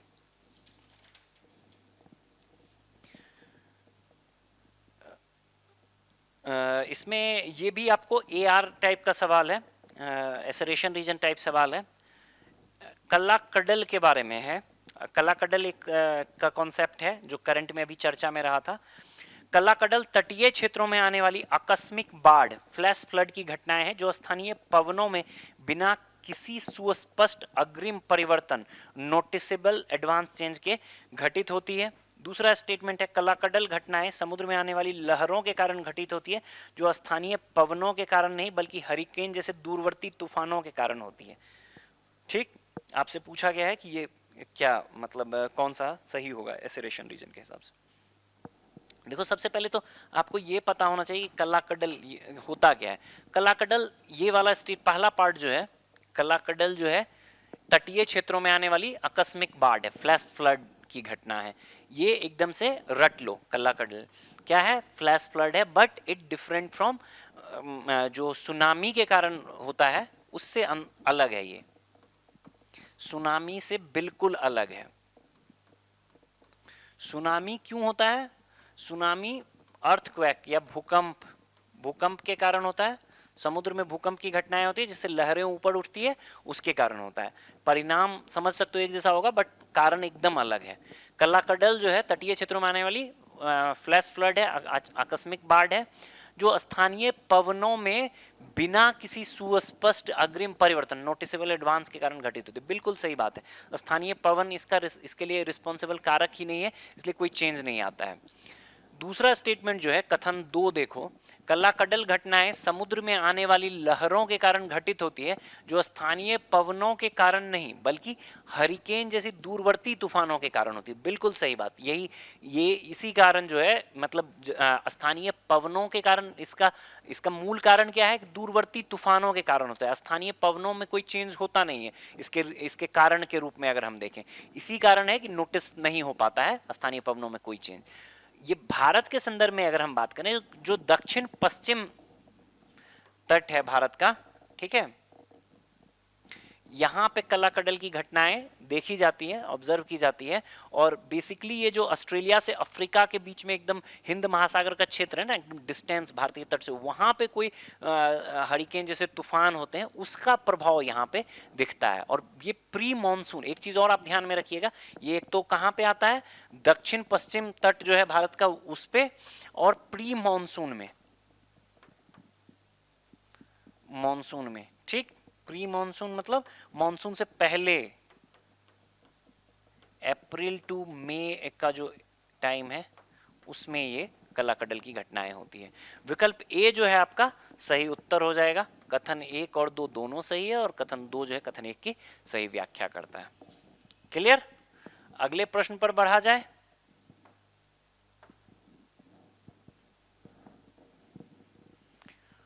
अगला प्रश्न है प्रश्न संख्या 50।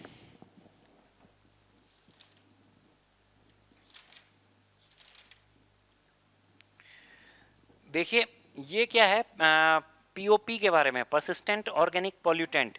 भारत में अस्थायी कार्बनिक प्रदूषकों, परसिस्टेंट ऑर्गेनिक पॉल्यूटेंट के संदर्भ में निम्नलिखित कथनों पर विचार कीजिए। पहला है, भारत ने स्टॉकहोम अभिसमय के तहत डीडीटी के उपयोग को डीडीटी के उपयोग पर पूर्णतः प्रतिबंध लगा दिया है। ठीक। दूसरा है, भारत में कृषि प्रयोजनों के लिए एंडोसल्फेन का उपयोग प्रतिबंधित है, लेकिन रोगवाहक नियंत्रण के लिए सीमित मात्रा में उपयोग की अनुमति दी गई है। पूछा गया आपसे कौन सा कथन सही है इसमें से। देखो आसान सवाल है। इसमें जो पीओपी के बारे में अलग अलग जो भी ट्रीटी रही, पीओपी का कॉन्सेप्ट रहा, इसको हम लोगों ने कई बार अपने मतलब अलग अलग संदर्भों में जो हमारा पीटीएस टेस्ट होता है उसमें हमने देखा था। जो अस्थायी कार्बनिक प्रदूषक हैं, परसिस्टेंट ऑर्गेनिक पॉल्यूटेंट्स, ये क्या होता है? अस्थायी कार्बनिक प्रदूषक वो होते हैं जो लंबे, नाम में ही जुड़ा हुआ है अस्थायी, लंबे समय तक पर्यावरण में रहते हैं। ठीक है। साथ ही साथ क्या होता है, जमाव होता है इसका, और एक जीव से दूसरे जीव, फूड चेन में प्रवेश करके एक जीव से दूसरे, एक्यूमुलेशन होता है, और बायो एक्यूमुलेशन जिसको कहते हैं, उसकी घटना घटित होती है इसमें अस्थायी कार्बनिक प्रदूषण में। लंबे समय तक रहते हैं और एक जीव से जीव जमाव होता है और एक जीव से दूसरे जीव में, मतलब आप समझ लो बायो मैग्निफिकेशन की जो प्रक्रिया होती है वो भी होती है इसमें। ठीक। ये पीओपी हो गया। और स्टॉकहोम अभिसमय पीओपी से जुड़ा हुआ है। भारत ने स्टॉकहोम अभिसमय का कब रेक्टिफाई किया है? 2006 में। इतनी बेसिक बातें हम लोगों ने कई बार की है। अगला देखो, के तहत डीडीटी के उपयोग को पूर्णतः प्रतिबंध लगा दिया गया है। ये गलत है। कृषि के क्षेत्र में डीडीटी पूर्णतः प्रतिबंधित है, लेकिन वेक्टर कंट्रोल, जो रोग वाहकों, रोग जनक के नियंत्रण में है, उसमें डीडीटी पूर्णतः प्रतिबंधित नहीं है। डीडीटी प्रतिबंधित है कृषि क्षेत्र में।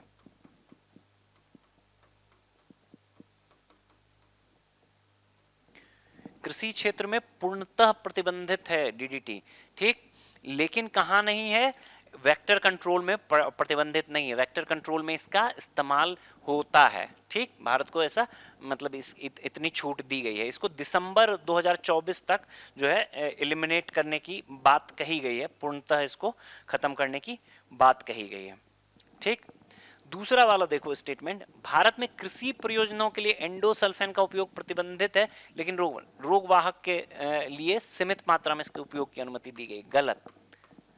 ये वाला जो है स्टेटमेंट, भारत में कृषि प्रयोजनों के लिए, अगर यहाँ एंडोसल्फान के स्थान पर डीडीटी होता तो ये स्टेटमेंट सही हो जाता।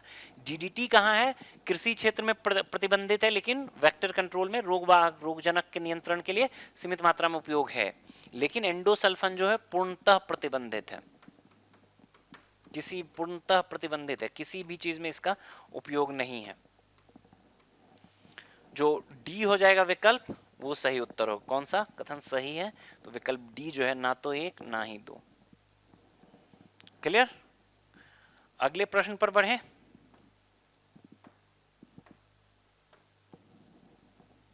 प्रश्न संख्या 51। भारत सरकार तटीय मत्स्य पालन के कायाकल्प हेतु कृत्रिम भित्तियों, आर्टिफिशियल रीफ्स को बढ़ावा दे रही है। कृत्रिम भित्ति, यहां पूछा गया कृत्रिम भित्तियां मत्स्य पालन में कैसे मदद करती है? पहला देखो, इसका उपयोग मछलियों को एकत्रित करने और मत्स्य संवर्धन हेतु आवास उपलब्ध कराने के लिए किया जाता है। दूसरा है, यह मछली पकड़ने की दर में वृद्धि हेतु जलधाराओं की गति को बढ़ाता है। तीसरा है, यह शैवाल और प्लवक जैसे समुद्री जीवों को बढ़ाने में एक मजबूत आधार, सबस्ट्रेट प्रदान करता है। पूछा गया है कि कौन से कथन इसमें से सही है। देखो, कृत्रिम भित्ति क्या होता है? कृत्रिम भित्ति जो आर्टिफिशियल रीफ है, आर्टिफिशियल रीफ क्या होता है? इंजीनियरिंग टेक्नोलॉजी के अनुप्रयोग के माध्यम से जो रीफ्स हैं, उसका एक तरह जो बर्बाद हो चुके रीफ्स हैं उसको ठीक करने का प्रयास किया जाता है, और भी कुछ रीफ्स को सृजित करने का भी प्रयास किया जाता है। ठीक। यही आर्टिफिशियल रीफ है। नेचुरल रीफ्स क्या होता है कि जो प्राकृतिक रूप से बना, आर्टिफिशियल मैन मेड हस्तक्षेप से बाकी सारी चीजें वही होगी। मतलब आर्टिफिशियल रीफ में क्या होगा कि जो ह्यूमन इंटरवेंशन से, मानवीय हस्तक्षेप से, इंजीनियरिंग टेक्नोलॉजी के माध्यम से रीफ का एक तरह से समझ सकते हो आप, मतलब स्थापना किया जाता है, पुनर्स्थापना का प्रयास किया जाता है। बाकी सारा एप्लीकेशन वही होगा जो नेचुरल रीफ्स करते हैं। इतना बात ध्यान में रखो। अब देखो इसका उपयोग क्या कह रहा है कि इसका उपयोग मछलियों को एकत्रित करने और मत्स्य संवर्धन हेतु आवास उपलब्ध करने के लिए किया जाता है। बिल्कुल सही बात। जो नेचुरल रीफ क्या करता है, नेचुरल रीफ में भी मछलियों को क्या मिलता है, आवास, भोजन वगैरह मिलता है, तो वहां मछलियां पाई जाती हैं। सेम वही काम ये भी करेगा, तो ये बिल्कुल सही है। यह मछली पकड़ने की दर में वृद्धि हेतु जल धाराओं की गति को बढ़ाता है। एकदम से इलॉजिकल लग रहा है, स्टेटमेंट समझ में आ रहा है? जल धाराओं की गति को बढ़ाएगा रीफ, कोई बहुत मतलब एकदम से अतार्किक स्टेटमेंट नहीं भी कुछ पता है, अगर आपको एकदम पढ़ोगे, एक लॉजिकल अपना लॉजिकल रीजनिंग लगाओगे तो ये स्टेटमेंट गलत है। इनफैक्ट इसके कारण क्या होगा कि अगर कोई रीफ एक तरह का क्या होगा, अवरोधक होगा, रीफ अवरोधक का काम करेगा, तो हो सकता है कि ये कुछ हद तक तो जलधाराओं की गति को कम ही करे, बढ़ाने का तो कोई बात ही नहीं उत्पन्न होता है। तो ये स्टेटमेंट तो बिल्कुल गलत है। तीसरा देखो, यह शैवाल और प्लवक, प्लैंकटन जैसे समुद्री जीवों को बढ़ने के लिए एक मजबूत आधार, सबस्ट्रेट प्रदान करता है। ये बिल्कुल सही बात है, वही पहला वाला जो स्टेटमेंट है उसी तरह का है। नेचुरल जो रीफ होता है वहां भी प्लवक और शैवाल को बढ़ने के लिए मतलब एक आधार मिलता है, और यहां भी वही मिलता है। पूछा गया आपसे कौन सा कथन सही है, तो पहला और तीसरा सही है, विकल्प सी जो है हमारा सही उत्तर हो जाएगा। क्लियर? आसान प्रश्न था। अगले प्रश्न पर बढ़ते हैं। अगला प्रश्न है प्रश्न संख्या 52। एक चीज और ध्यान में रख सकते हो, पिछले प्रश्न में जो एक प्रधानमंत्री मत्स्य संपदा योजना है, नाम ध्यान में रख लो, प्रधानमंत्री मत्स्य संपदा योजना, PMMSY, ये जो है मतलब आर्टिफिशियल रीफ को बढ़ावा देने का काम कर रहा है। इसको भी एक बेसिक फैक्ट है, इसको भी आप ध्यान में रख सकते हैं। अगले प्रश्न पर बढ़ते हैं। अगला प्रश्न है प्रश्न संख्या 52। ये पूछा गया है आपको सोलर रेडिएशन मैनेजमेंट या सोलर जियो इंजीनियरिंग जो है उसके बारे में। भूमंडलीय तापन को नियंत्रित करने के लिए सौर विकिरण प्रबंधन के उपयोग पर विश्व स्तर पर चर्चा चल रही है। इस संदर्भ में निम्नलिखित पर विचार कीजिए। ये भी हम लोगों ने काफी विस्तार से किया है सोलर रेडिएशन मैनेजमेंट के बारे में। जो सौर विकिरण प्रबंधन है, सोलर रेडिएशन मैनेजमेंट,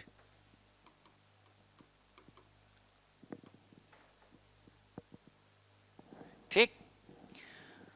पढ़िए स्टेटमेंट। पहला स्टेटमेंट कह रहा है पर्यावरण से कार्बन डाइऑक्साइड हटाने के लिए प्राकृतिक मौसम प्रक्रियाओं का परिवर्धन। दूसरा है समताप मंडलीय वायु विलय अंतःक्षेपण, स्ट्रेटोस्फेरिक एरोसेल इंजेक्शन। तीसरा है समुद्री मेघों की परावर्तकता, रिफ्लेक्टिविटी को बढ़ाना। ठीक है। पूछा गया है कौन कितनी उपरोक्त में से कितनी सौर विकिरण प्रबंधन की तकनीकें हैं। देखो पहला वाला जो है, सबसे पहले तो ये पता होना चाहिए जो सोलर रेडिएशन मैनेजमेंट है ये है क्या। ये कुछ नहीं करता है, ये ओवर फिर से वही चीज जो ग्लोबल डिमिंग वाला था ना, लगभग लगभग मिलता जुलता है। परावर्तित करवा देता है, जो सौर प्रकाश है उसको परावर्तित करवा देता है। इसका ग्रीन हाउस गैस से कोई लेना देना नहीं है डायरेक्टली, इस चीज को ध्यान में रखना है। ठीक। क्या करता है, जो सौर प्रकाश है उसके परावर्तन पे मूलतः काम करता है, मतलब आने ही नहीं देना है, उसको परावर्तित करवा देना है। ठीक।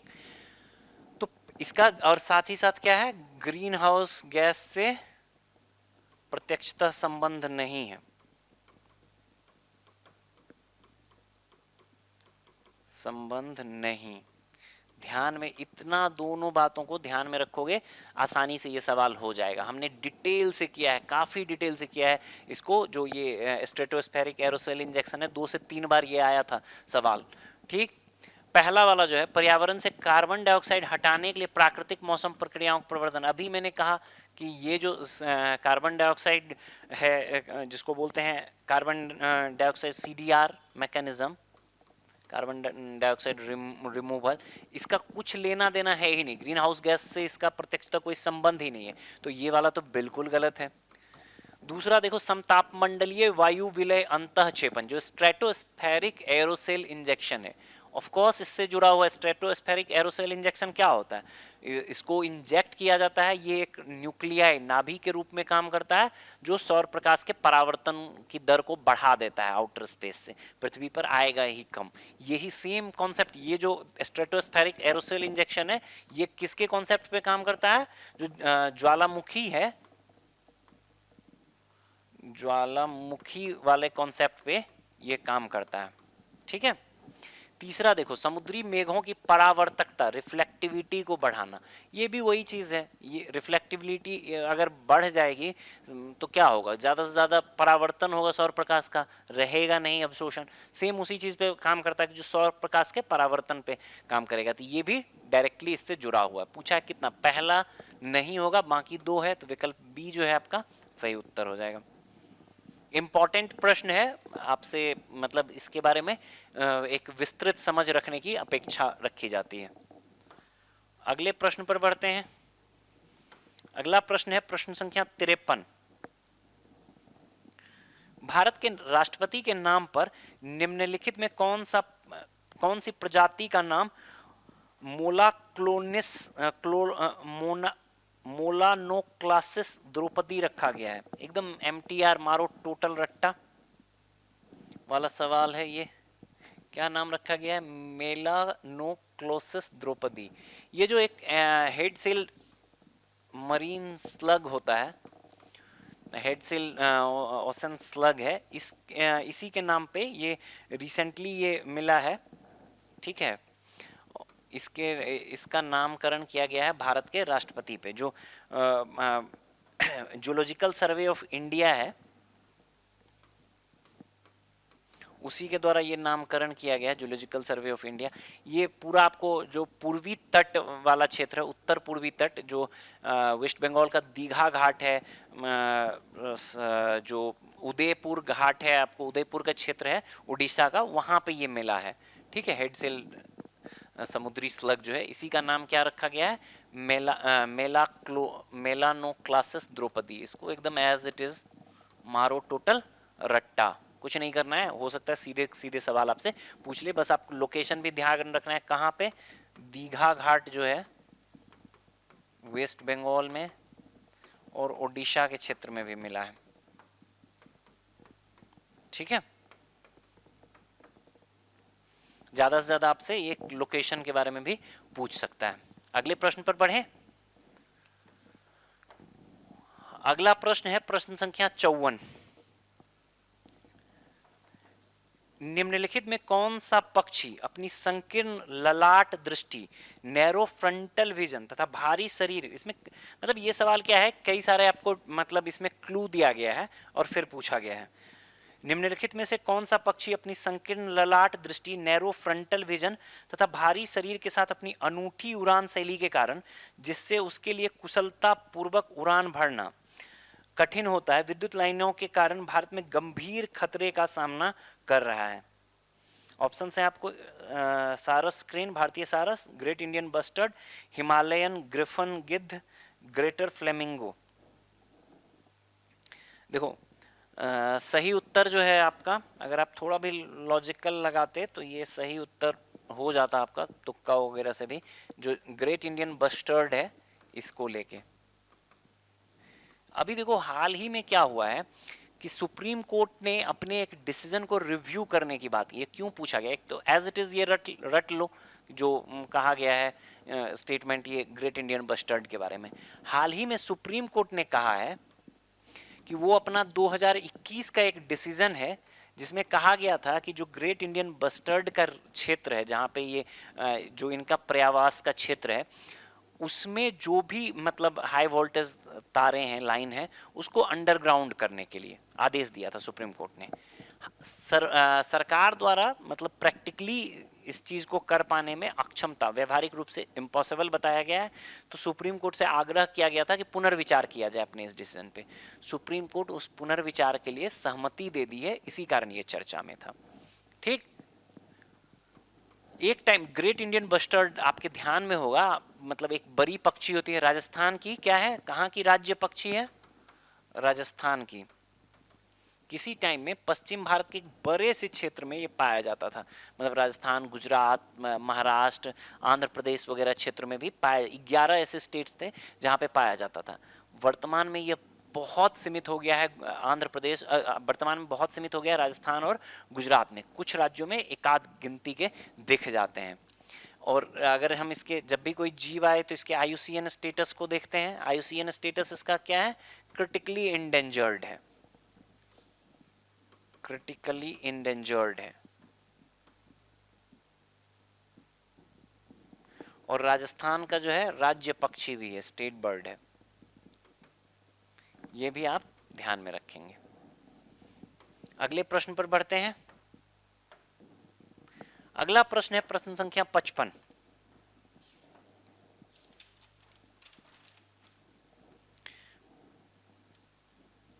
ये कहा गया है कि निम्नलिखित में कौन सा जैव विविधता क्रेडिट गठबंधन के अंतर्गत जैव विविधता क्रेडिट तंत्र का सर्वोत्तम वर्णन करता है। ऑप्शन ए है संरक्षित संकटग्रस्त प्रजातियों की संख्या के आधार पर जैव विविधता क्रेडिट जारी किए जाते हैं। दूसरा है जैव विविधता क्रेडिट नामक वित्तीय साधन, फाइनेंशियल इंस्ट्रूमेंट्स, जैव विविधता में प्रमाणित सुधार का प्रतिनिधित्व करते हैं। तीसरा है जैव विविधता क्रेडिट केवल पुनर्वनीकरण, रिफॉरेस्टेशन परियोजनाओं के लिए प्रदान किए जाते हैं। और चौथा स्टेटमेंट है अंतर्राष्ट्रीय बाजारों में कार्बन क्रेडिट के बदले जैव विविधता क्रेडिट जारी किए जाते हैं। पूछा गया है कि मतलब जैव विविधता क्रेडिट तंत्र का कौन सर्वोत्तम वर्णन करता है। देखो, सबसे पहले तो आपको ये पता होना चाहिए कि ये जैव विविधता क्रेडिट होता क्या है। देखो, किसी खास लैंडस्केप में ना, किसी खास मतलब विशेष क्षेत्र में जो जैविक परिसंपत्तियों का सृजन है, ये कैसे हो सकता है, रेस्टोरेशन से हो सकता है, कंजर्वेशन, रेस्टोरेशन से हो सकता है, कंजर्वेशन से हो सकता है, और जो डेवलपमेंट, विकास के माध्यम से, मतलब पर्यावरण के दृष्टिकोण से विकास के माध्यम से ये किया जा सकता है। जीवों के संरक्षण वगैरह के दृष्टिकोण से किसी विशेष क्षेत्र में मतलब किसी विशेष लैंडस्केप वाले क्षेत्र में रेस्टोरेशन, कंजर्वेशन, डेवलपमेंट का काम किया गया, तो ये क्या करेगा, जैव विविधता क्रेडिट सृजित करेगा। इसका ट्रेडिंग उसी तरह से हो सकता है जैसे कार्बन क्रेडिट का होता है, बस बेसिक कॉन्सेप्ट समझो। बट कार्बन क्रेडिट के बदले नहीं होगा, तो ये वाला अंतरराष्ट्रीय बाजारों में कार्बन क्रेडिट के बदले, ये गलत हो जाएगा। होता है उसी तरह के मैकेनिज्म को आप समझ सकते हो कि उसी टाइप के मैकेनिज्म में होता है, बट उसके बदले नहीं होता है। पहला देखो, संरक्षित संकटग्रस्त प्रजातियों की संख्या के आधार पर जैव विविधता क्रेडिट जारी, ऐसा कोई कॉन्सेप्ट नहीं है, उनकी संख्या वगैरह से प्रत्यक्षता कोई मतलब ये नहीं है, ठीक है।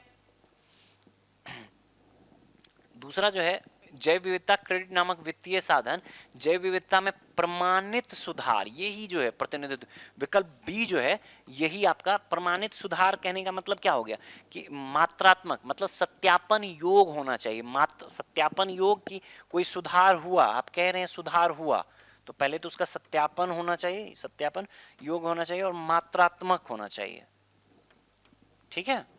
सत्यापन योग्य होना चाहिए, मात्रात्मक होना चाहिए, उस हिसाब से मतलब दिखने लायक होना चाहिए। क्लियर।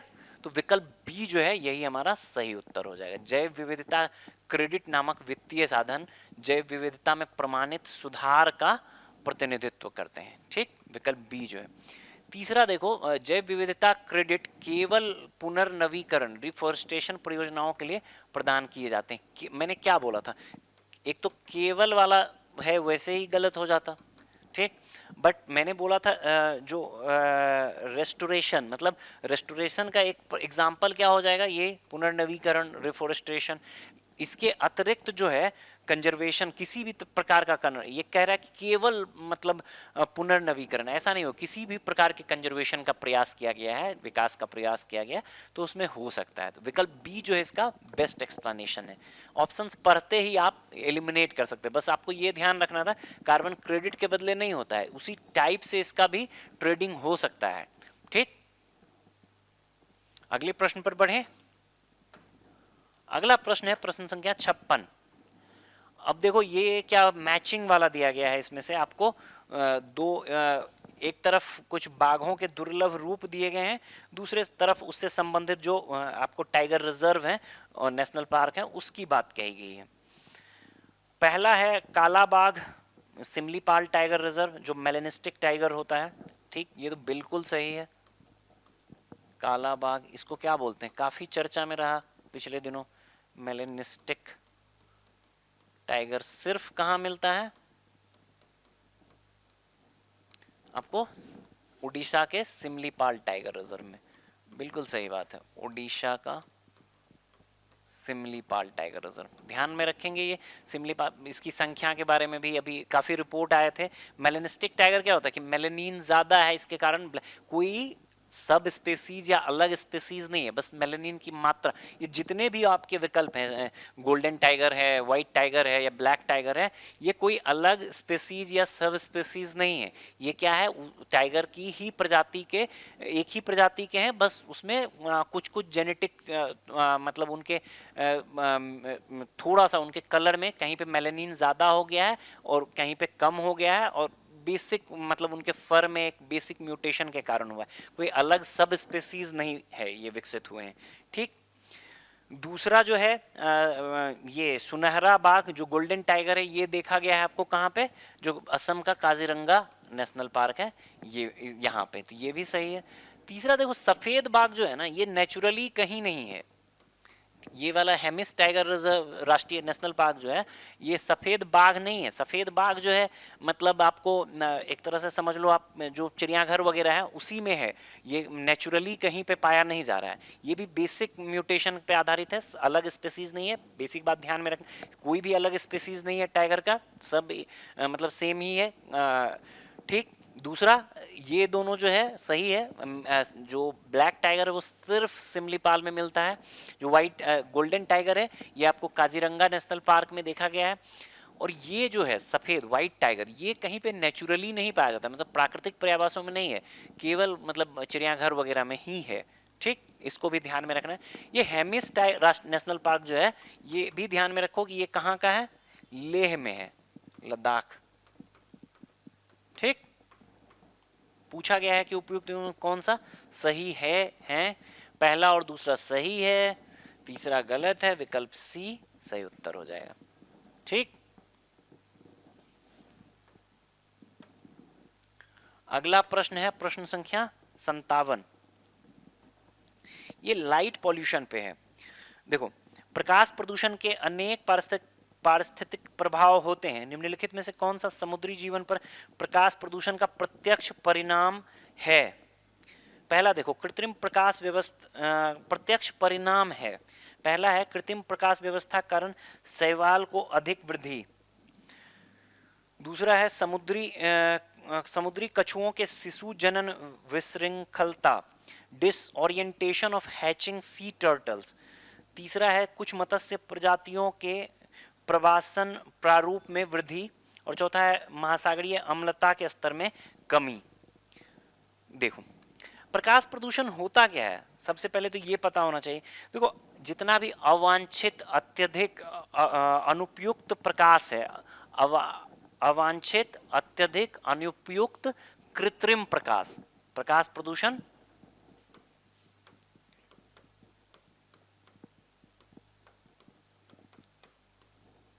क्या है। एक तो कृत्रिम प्रकाश है, मतलब मैन मेड होगा।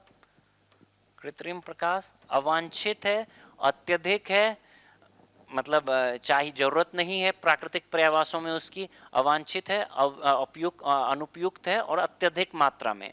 ठीक, इसके कारण क्या हो सकता है यही पूछा है, इसका इम्पैक्ट कौन सा इसका प्रत्यक्ष परिणाम है।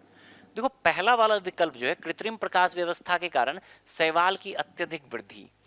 देखो, कुछ हद तक ये बात सही हो सकती है कि शैवाल की वृद्धि में कारक कर सकता है, बट शैवाल प्रस्फुटन जो एल्गल ब्लूम है उसके बारे में आपने पढ़ा होगा, वो डायरेक्टली किस चीज से जुड़ता है, ये जुड़ता है आपको पोषक तत्व न्यूट्रिएंट इनरिचमेंट से, पोषक तत्वों की अधिकता से। प्रकाश प्रदूषण से प्रत्यक्षतः यह नहीं जुड़ता है। ठीक, तीसरा देखो, कुछ मत्स्य प्रजातियों के प्रवासन प्रारूप में वृद्धि हो सकता है ऐसा, बट ये बहुत ज़्यादा मतलब एकदम से क्या बोले, एकदम कॉन्क्रीट या एकदम डायरेक्ट इम्पैक्ट नहीं है। तीसरा जो चौथा विकल्प है महासागरीय अम्लता के स्तर में कमी। महासागरीय अम्लता कार्बन डाइऑक्साइड से जुड़ता है, इसका प्रकाश प्रदूषण से कोई प्रत्यक्ष संबंध नहीं है। ठीक। दूसरा विकल्प जो है ये हमारा सही उत्तर है, समुद्री कछुओं के शिशु जनन में विशृंखलता। देखो होता क्या है कि जो सी टर्टल्स हैं ना, समुद्री कछुए हैं, वो नेचुरल प्रकाश का प्रयोग करके, जो प्राकृतिक प्रकाश है उसका प्रयोग करके अपने हैचिंग साइट तक पहुंचते हैं, जहां पे उन्हें मतलब प्रजनन क्रिया के बाद अपने अंडे और बच्चे देने हैं वहां पे।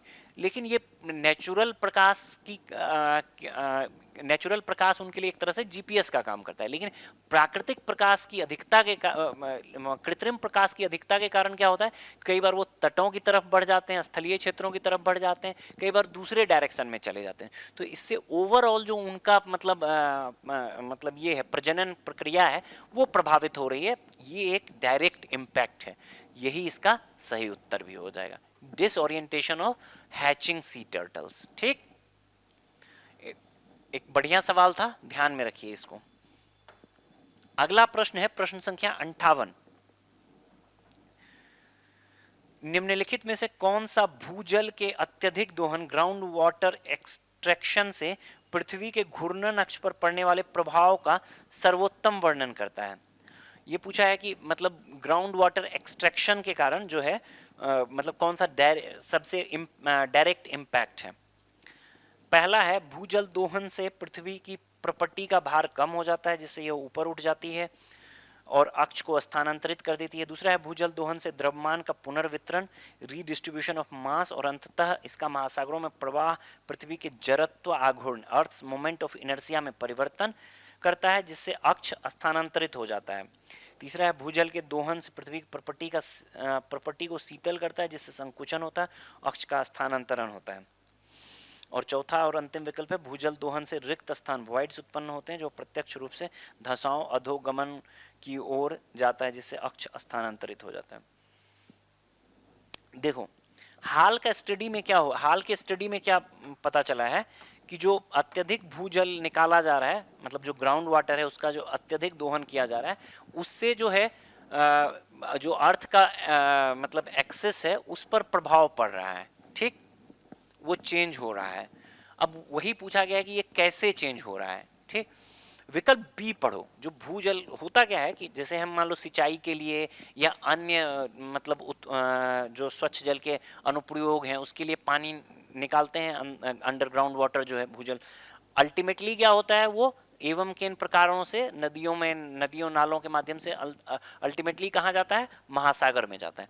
जब महासागर में वो पहुंच जाता है अल्टीमेटली, तो ओवरऑल शिफ्टिंग होता है। ये देखो द्रव्यमान का जो मास का रीडिस्ट्रीब्यूशन है, भूजल दोहन से द्रव्यमान का शिफ्ट एक तरह से पुनर्वितरण होता है, रीडिस्ट्रीब्यूशन ऑफ मास होता है, और अंततः इसका महासागरों में प्रवाह अंततः कहाँ चला जाता है, महासागर में। पृथ्वी के जड़त्व आघूर्ण अर्थ मोमेंट ऑफ इनर्शिया में परिवर्तन करता है, जिससे अक्ष स्थानांतरित हो जाता है। ठीक, ये वाला जो है यही सही उत्तर है आपका कि अक्ष क्यों स्थानांतरित होता है। अल्टीमेटली हम पानी निकाले जमीन से, यूज हुआ अलग अलग कृषि में या अन्य प्रक्रिया अन्य कार्यों में, फिर वो बह के कहाँ जाता है, महासागर में। ओवरऑल क्या होता है, इससे रीडिस्ट्रीब्यूशन ऑफ मास होता है, और महासागरों में प्रभाव के कारण क्या होता है, अर्थ का जो मोमेंट ऑफ इनर्शिया है वो परिवर्तन होता है, जिसके कारण कि इसके एक्सेस में भी चेंज होता है। ये वाला एक रीसेंट स्टडी से रिलेटेड है, तो इसको ध्यान में रख सकते हैं। हो सकता है एज इट इज ये सवाल या इससे मिलता जुलता सवाल पूछा जाए आपसे। जो भूजल के मतलब दुष्प्रभाव, भूजल के अति दोहन के दुष्प्रभाव मेंस वगैरह में अगर आप लिखो तो आप वहां एक पॉइंट इसको भी कोट कर सकते हो। प्रश्न संख्या 59,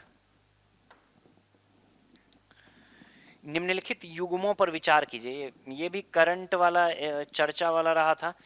पहला है सेला सुरंग,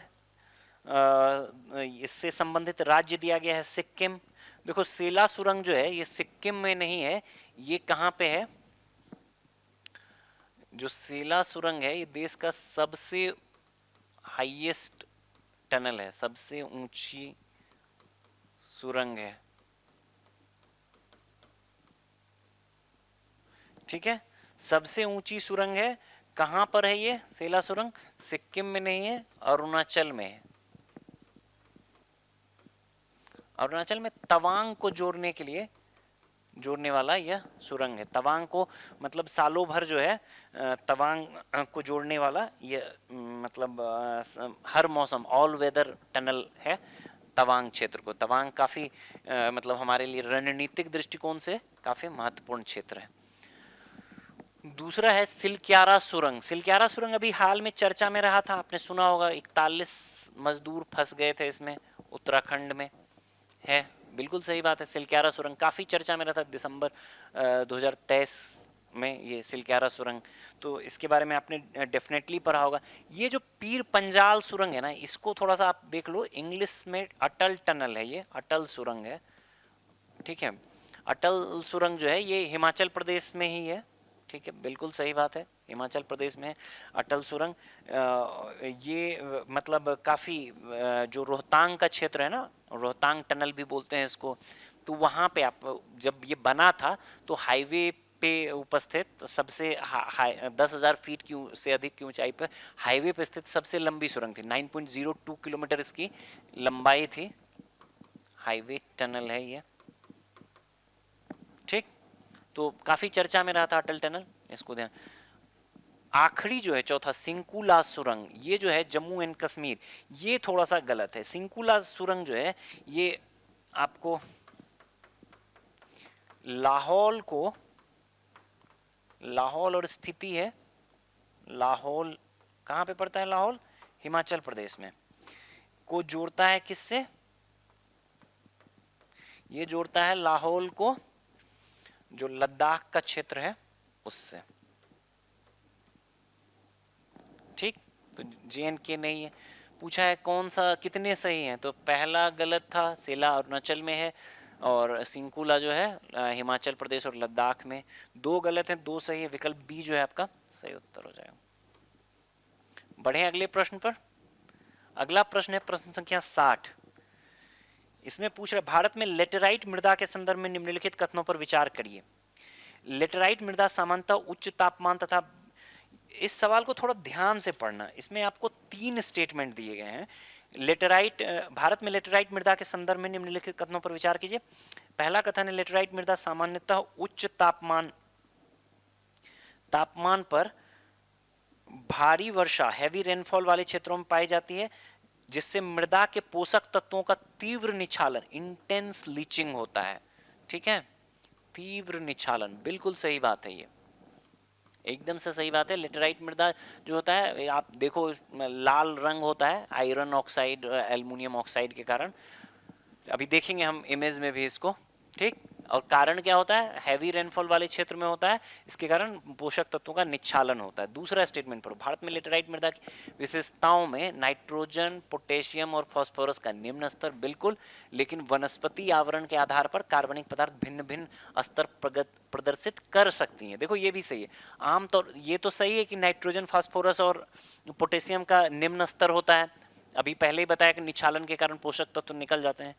दूसरा बात जो है ये भी सही है कि जो पोषक तत्व भी आमतौर पे कम होते हैं, लेकिन स्थानीय परिदृश्य के स्थानीय मतलब परिवेश के आधार पर आप समझ लो कि वेरी कर सकता है। ये स्टेटमेंट सही है। तीसरा स्टेटमेंट देखो, लेटेराइट मृदा मुख्य रूप से उष्णकटिबंधीय और उपोष्णकटिबंधीय क्षेत्रों में पाई जाती है। लौह ऑक्साइड, उष्णकटिबंधीय, उपोष्णकटिबंधीय, कनेक्ट करो इसको पहले स्टेटमेंट से, उच्च तापमान तथा भारी वर्षा होगा इसी में, उष्णकटिबंधीय उपोष्णकटिबंधीयों में क्षेत्रों में पाई जाती है, और लौह ऑक्साइड की उपस्थिति के कारण अपने विशिष्ट लाल रंग के लिए जानी जाती है। सेकेंड पार्ट भी जो है सही है, लेकिन जो फर्स्ट पार्ट है ये एक्सप्लेन करता है स्टेटमेंट फर्स्ट को। ठीक, स्टेटमेंट फर्स्ट क्या कह रहा है? उच्च तापमान तथा भारी वर्षा वाले क्षेत्रों में पाया जाता है, बिल्कुल सही बात। और वहीं पे लेटेराइट मृदा कहाँ है? मुख्य रूप से उष्णकटिबंधीय और उष्णकटिबंधीय उपोष्णकटिबंधीय क्षेत्रों में क्या होगा? वर्षा भी अधिक होगी, तापमान भी अधिक होगा। तो अब देखो सभी 3 का विकल्प सी जो है, तीनों स्टेटमेंट सेपरेटली तो सही है, लेकिन कथन 3 जो है एक की सही व्याख्या भी कर रहा है, 2 नहीं कर रहा है, 3 सही व्याख्या कर रहा है। क्लियर? ये थोड़ा डिफरेंट टाइप का सवाल था, इस तरह के सवाल पूछे जा सकते हैं एग्जाम में। अगले प्रश्न पर आते हैं, प्रश्न संख्या 61।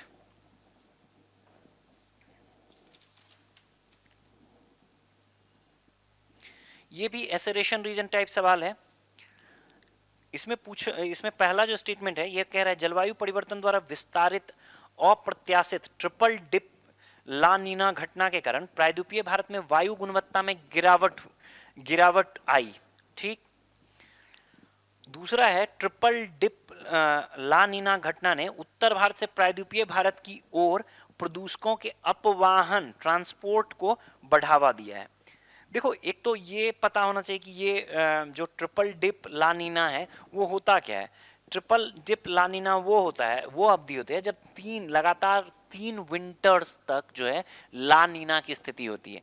अल नीनो के विपरीत लानीना की स्थिति होगी तो क्या होगा कि जो पैसिफिक वाला जो रीजन है, पूर्वी प्रशांत महासागर का जो क्षेत्र है, वो क्या होगा, वो अधिक ठंडा होगा। ठीक। इसके कारण आप देखो इसका इम्पैक्ट के बारे में, ये रीसेंट स्टडी है, ये ऐसा ऑब्जर्व किया गया है कि जलवायु परिवर्तन द्वारा विस्तारित अप्रत्याशित ट्रिपल डिप लानीना घटना कारण प्रायद्वीपीय भारत में वायु गुणवत्ता में गिरावट आई है। ये बिल्कुल सही बात है।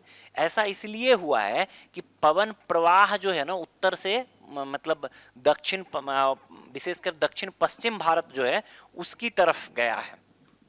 इसका एक इम्पैक्ट अगर आप देखो तो इधर से, तो इसके कारण क्या होगा, ठीक है, इसके कारण क्या होगा कि उत्तर भारत के जो प्रदूषक हैं वो दक्षिण भारत के प्रायद्वीपीय क्षेत्र में पहुंच गए हैं, प्रायद्वीपीय भारत में, और ये मतलब एक तरह से प्रभाव आप देखोगे ट्रिपल डिप लानीना के कारण इधर रिसेंट ऑब्जर्व किया गया है।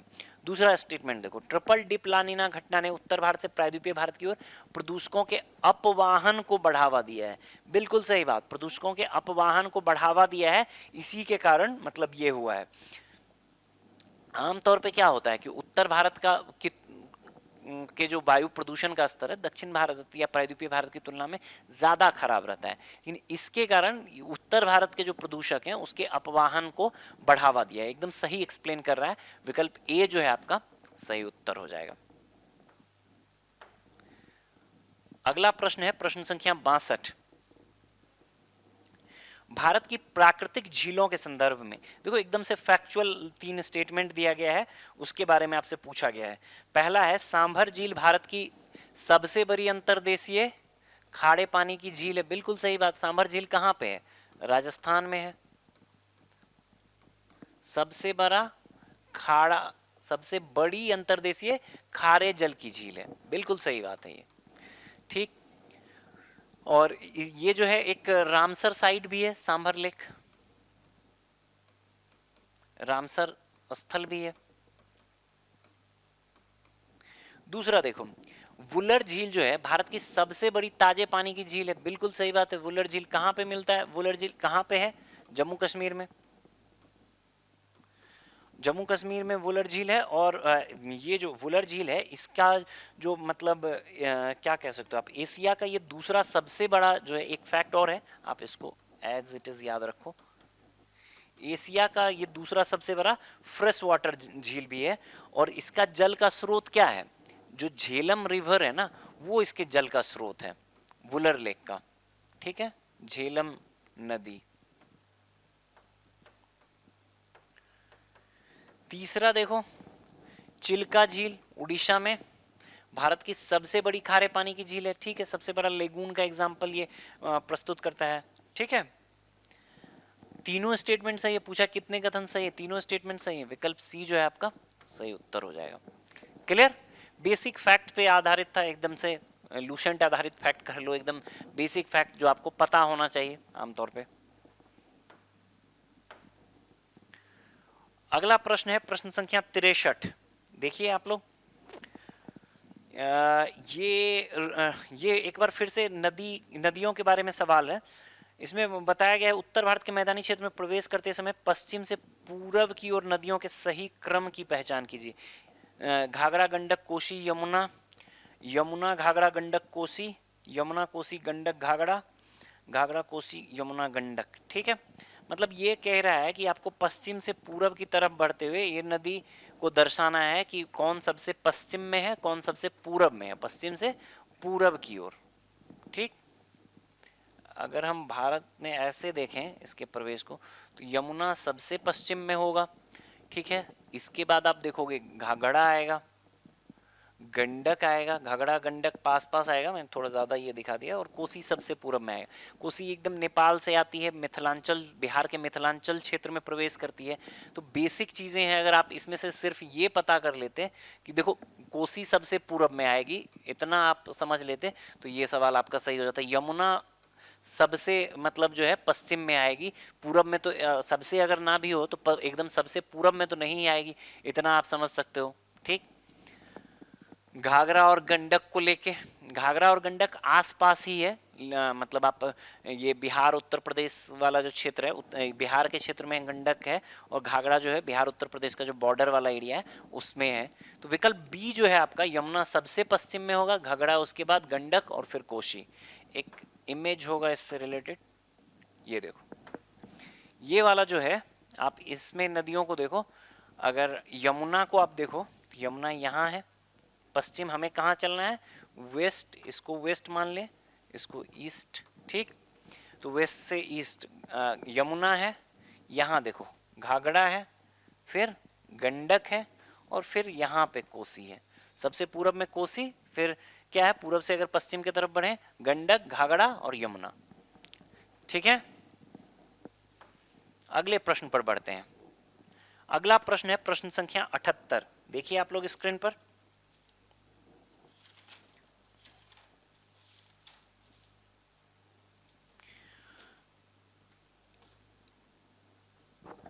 इसमें जो बायोफ्यूल के बारे में दिया गया है, जैव ईंधन के संदर्भ में निम्नलिखित कथनों पर विचार कीजिए। बायोएथेनॉल मुख्यतः शर्करा और स्टार्च युक्त सामग्रियों से प्राप्त होता है। बिल्कुल सही बात है, बायोएथेनॉल किससे, जैव ईंधन के बारे में, बायोएथेनॉल और बायो डीजल होता है इसमें। बायोएथेनॉल मुख्यतः शर्करा और स्टार्च युक्त सामग्रियों से प्राप्त होता है। शर्करा और स्टार्च युक्त सामग्रियों जैसे कि आप गन्ना, मक्का,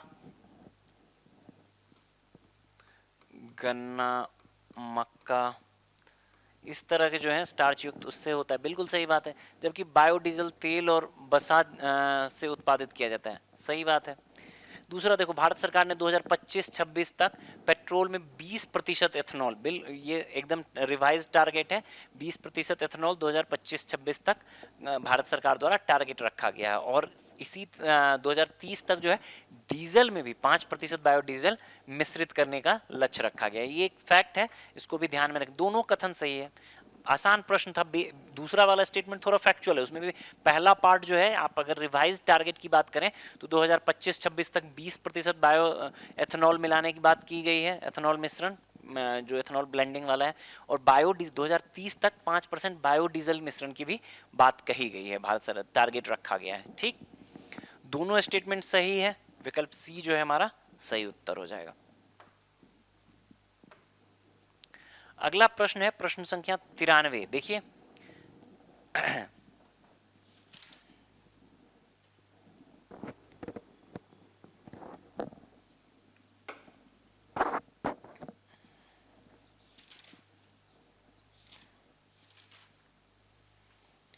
ये घास के मैदानों के संदर्भ में दिया गया है। पहला है, कैंपोस घास के मैदान व्यापारिक पवनों के प्रभाव में, जबकि पंपास घास के मैदान पछुआ पवनों, वेस्टर्लीज, एक ट्रेड विंड्स के इसमें प्रभाव में होता है, और पंपास जो है वो वेस्टर्लीज के प्रभाव में रहता है। बिल्कुल सही बात है। कैंपोस की अगर हम बात करें, कैंपोस कहाँ मिलता है, कैंपोस घास के मैदान ये ब्राजील में है, और अगर हम पंपास की बात करें तो ये जो है अर्जेंटीना में। ठीक है, क्या पंपास जो है ये वेस्टर्लीज यानी कि पछुआ पवनों के प्रभाव में है, में रहता है, और कैंपोस जो है ये ट्रेड विंड्स व्यापारिक पवनों के प्रभाव में रहता है। बिल्कुल सही बात है। दूसरा स्टेटमेंट देखो, दूसरा स्टेटमेंट कह रहा है, कैंपोस घास के मैदान एकांतर रूप से ग्रीष्म, वर्षा तथा ठंडी शुष्क ऋतु वाली जलवायु में पाए जाते हैं, जबकि पंपास उष्ण ग्रीष्म ऋतु तथा कठोर शीत ऋतु वाली जलवायु में पाया जाता है। देखो एकदम बहुत मतलब तीसरा स्टेटमेंट है ये, कैंपोस घास के मैदान एकांतर रूप से, मतलब ये वाला सही है। ग्रीष्म वर्षा मतलब ये कैंपोस जो है ये आपको सवाना टाइप का ये रहता है क्लाइमेट। ठीक, दूसरा पार्ट देखो, पंपास जो कह रहा है ये कह रहा है उष्ण ग्रीष्म ऋतु। ठीक है, ग्रीष्म ऋतु होता है वह मतलब एक उष्ण ग्रीष्म ऋतु, लेकिन दूसरा वाला पार्ट जो है यहां तक तो सही है, सीवियर शीत ऋतु नहीं होता है, माइल्ड जबकि मॉडरेट शीत ऋतु होता है।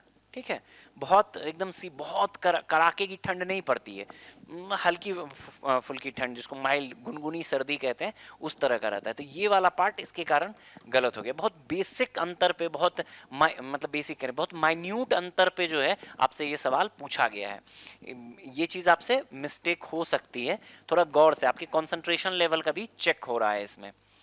दूसरा स्टेटमेंट देखो जो है, कैंपोस लघु और पौष्टिक घास वाले विस्तृत घास स्थल हैं, जबकि पंपास में लंबी घास पाई जाती है। देखो ऐसा कोई डिफरेंस नहीं है, दोनों में पंपास और कैंपोस दोनों में जो है मतलब लंबी घासें और छोटी घासों के क्षेत्र पाए जाते हैं, आमतौर पे लंबी घासें होती हैं।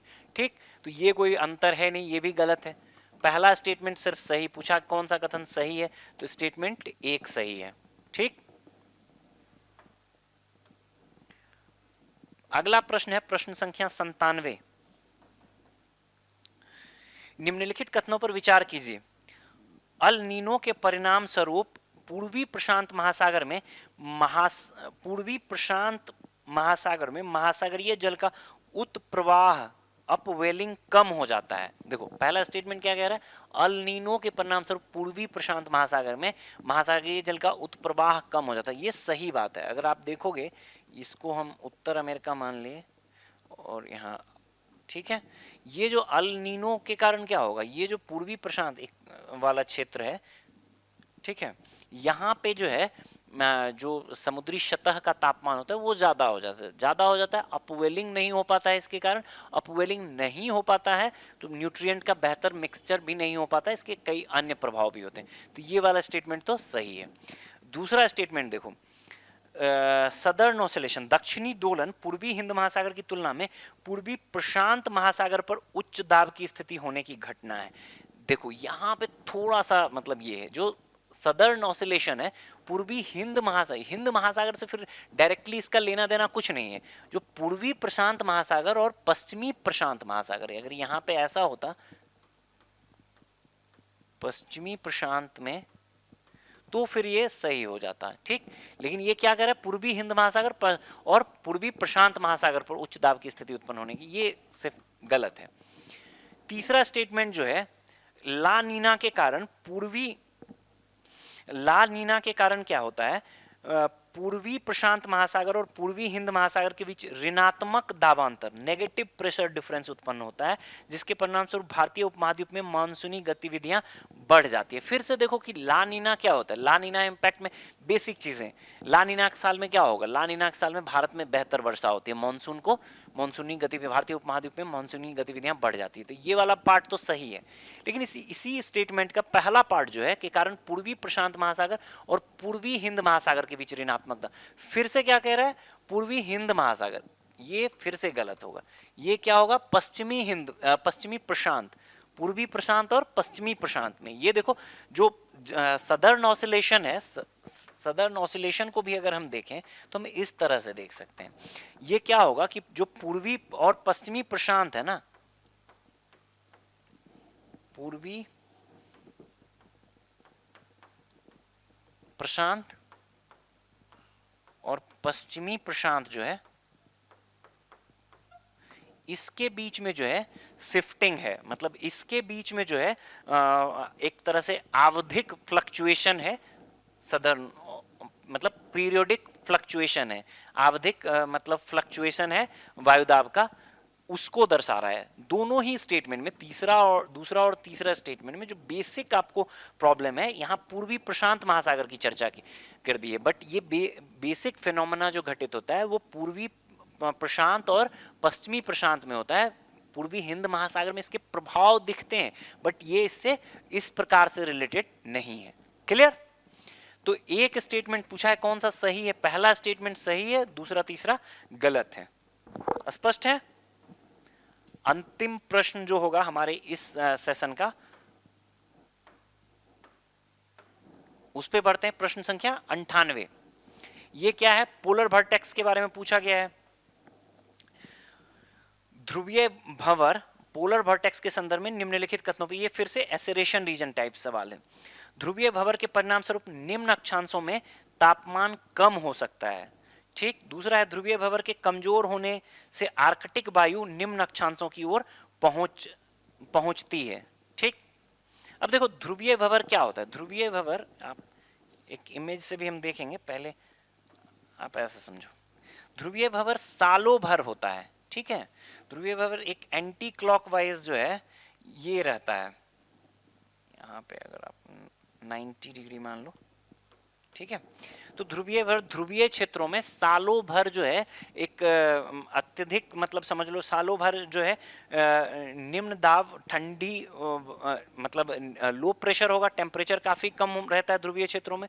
निम्न दाब का क्षेत्र होगा, उच्च दाब का क्षेत्र होगा, ठीक, निम्न तापमान के कारण सालों भर ऐसी स्थिति रहेगी। लेकिन सर्दियों में क्या होगा? अधिक मजबूत होगा पोलर वर्टेक्स, अधिक मजबूत होगा। अभी हमने बात किया था एक जगह, और इसके कारण क्या होगा कि जो जेट स्ट्रीम है वो भी आपको सर्दियों में क्या होगा? पोलर वर्टेक्स अधिक मजबूत होगा। गर्मियों में ये टूटेगा, तापमान कम होगा तो टूटेगा। तो इसका मतलब जो फैलाव है वो दक्षिण की तरफ, आप समझो ज्यादा दूर तक फैलेगा, निम्न अक्षांशों की तरफ फैलेगा। इस इमेज को देखो पहले, ये वाला इमेज। ठीक। देखो सर्दियों का सीजन है, सीमित है, ठीक, स्ट्रॉन्ग पोलर वर्टेक्स। ठीक। जेट स्ट्रीम भी स्ट्रॉन्ग रहेगा, strong polar vertex, strong jet stream. गर्मियों में क्या होगा कि ये वाला जो है पोलर वर्टेक्स कमजोर होगा। ठीक। पोलर वर्टेक्स कमजोर होगा तो बृहद क्षेत्र तक फैलेगा, अलग काफी दूर के क्षेत्र तक फैलेगा। दक्षिणी भागों में या निम्न अक्षांशों में क्या होगा? इसके कारण आप समझ सकते हो ऐसे कि निम्न अक्षांशों में क्या होगा कि तापमान में कम कर सकता है। जो दूसरा स्टेटमेंट है, देखो पहला स्टेटमेंट कह रहा है ध्रुवीय भंवर के परिणाम स्वरूप निम्न अक्षांशों में तापमान कम हो सकता है। बिल्कुल सही बात। ध्रुवीय भंवर के कारण जब गर्मियों में ध्रुवीय भंवर कमजोर होगा, जेट स्ट्रीम का एक्सपेंशन होगा निम्न अक्षांशों की तरफ, तो निम्न अक्षांशों में तापमान कम हो सकता है। बिल्कुल सही बात। ध्रुवीय भंवर के कमजोर होने से आर्कटिक वायु निम्न अक्षांशों पर पहुंचती है। कब होगा कमजोर ध्रुवीय वायु? सर्दियों के दिन में, गर्मियों के दिन में। सर्दियों के दिन में मजबूत होगा, गर्मियों के दिन में कमजोर होगा। कमजोर होने से क्या होगा? निम्न अक्षांशों की तरफ विस्तृत होगा। सही एक्सप्लेनेशन है, विकल्प ए जो है आपका सही उत्तर हो जाएगा। एक बार फिर से इस इमेज को देखो। सर्दियों के दिन में क्या होगा? एकदम कंपोज रहेगा, सीमित रहेगा यहीं पे, स्ट्रॉन्ग पोलर वर्टेक्स। दूसरा वाला है वीक पोलर वर्टेक्स, गर्मियों के दिन में होगा, वीक होगा तो फैल जाएगा। फैल जाएगा तो क्या होगा? एक्सपैंड करेगा। जो जेट स्ट्रीम है कमजोर होगा और दूर तक के क्षेत्र में निम्न अक्षांशों में फैलेगा। यही बात कहा गया है इस स्टेटमेंट में। जो दूसरा स्टेटमेंट है ध्रुवीय भंवर के कमजोर होने पर आर्कटिक वायु निम्न अक्षांशों की ओर पहुंचती है। क्लियर? सही उत्तर विकल्प ए हो जाएगा। ठीक है। तो ये था हमारा जो ज्योग्राफी और एनवायरनमेंट के प्रश्न थे अनुभव 5 के, उसकी चर्चा। क्लियर है? चलिए, all the best, all the very best.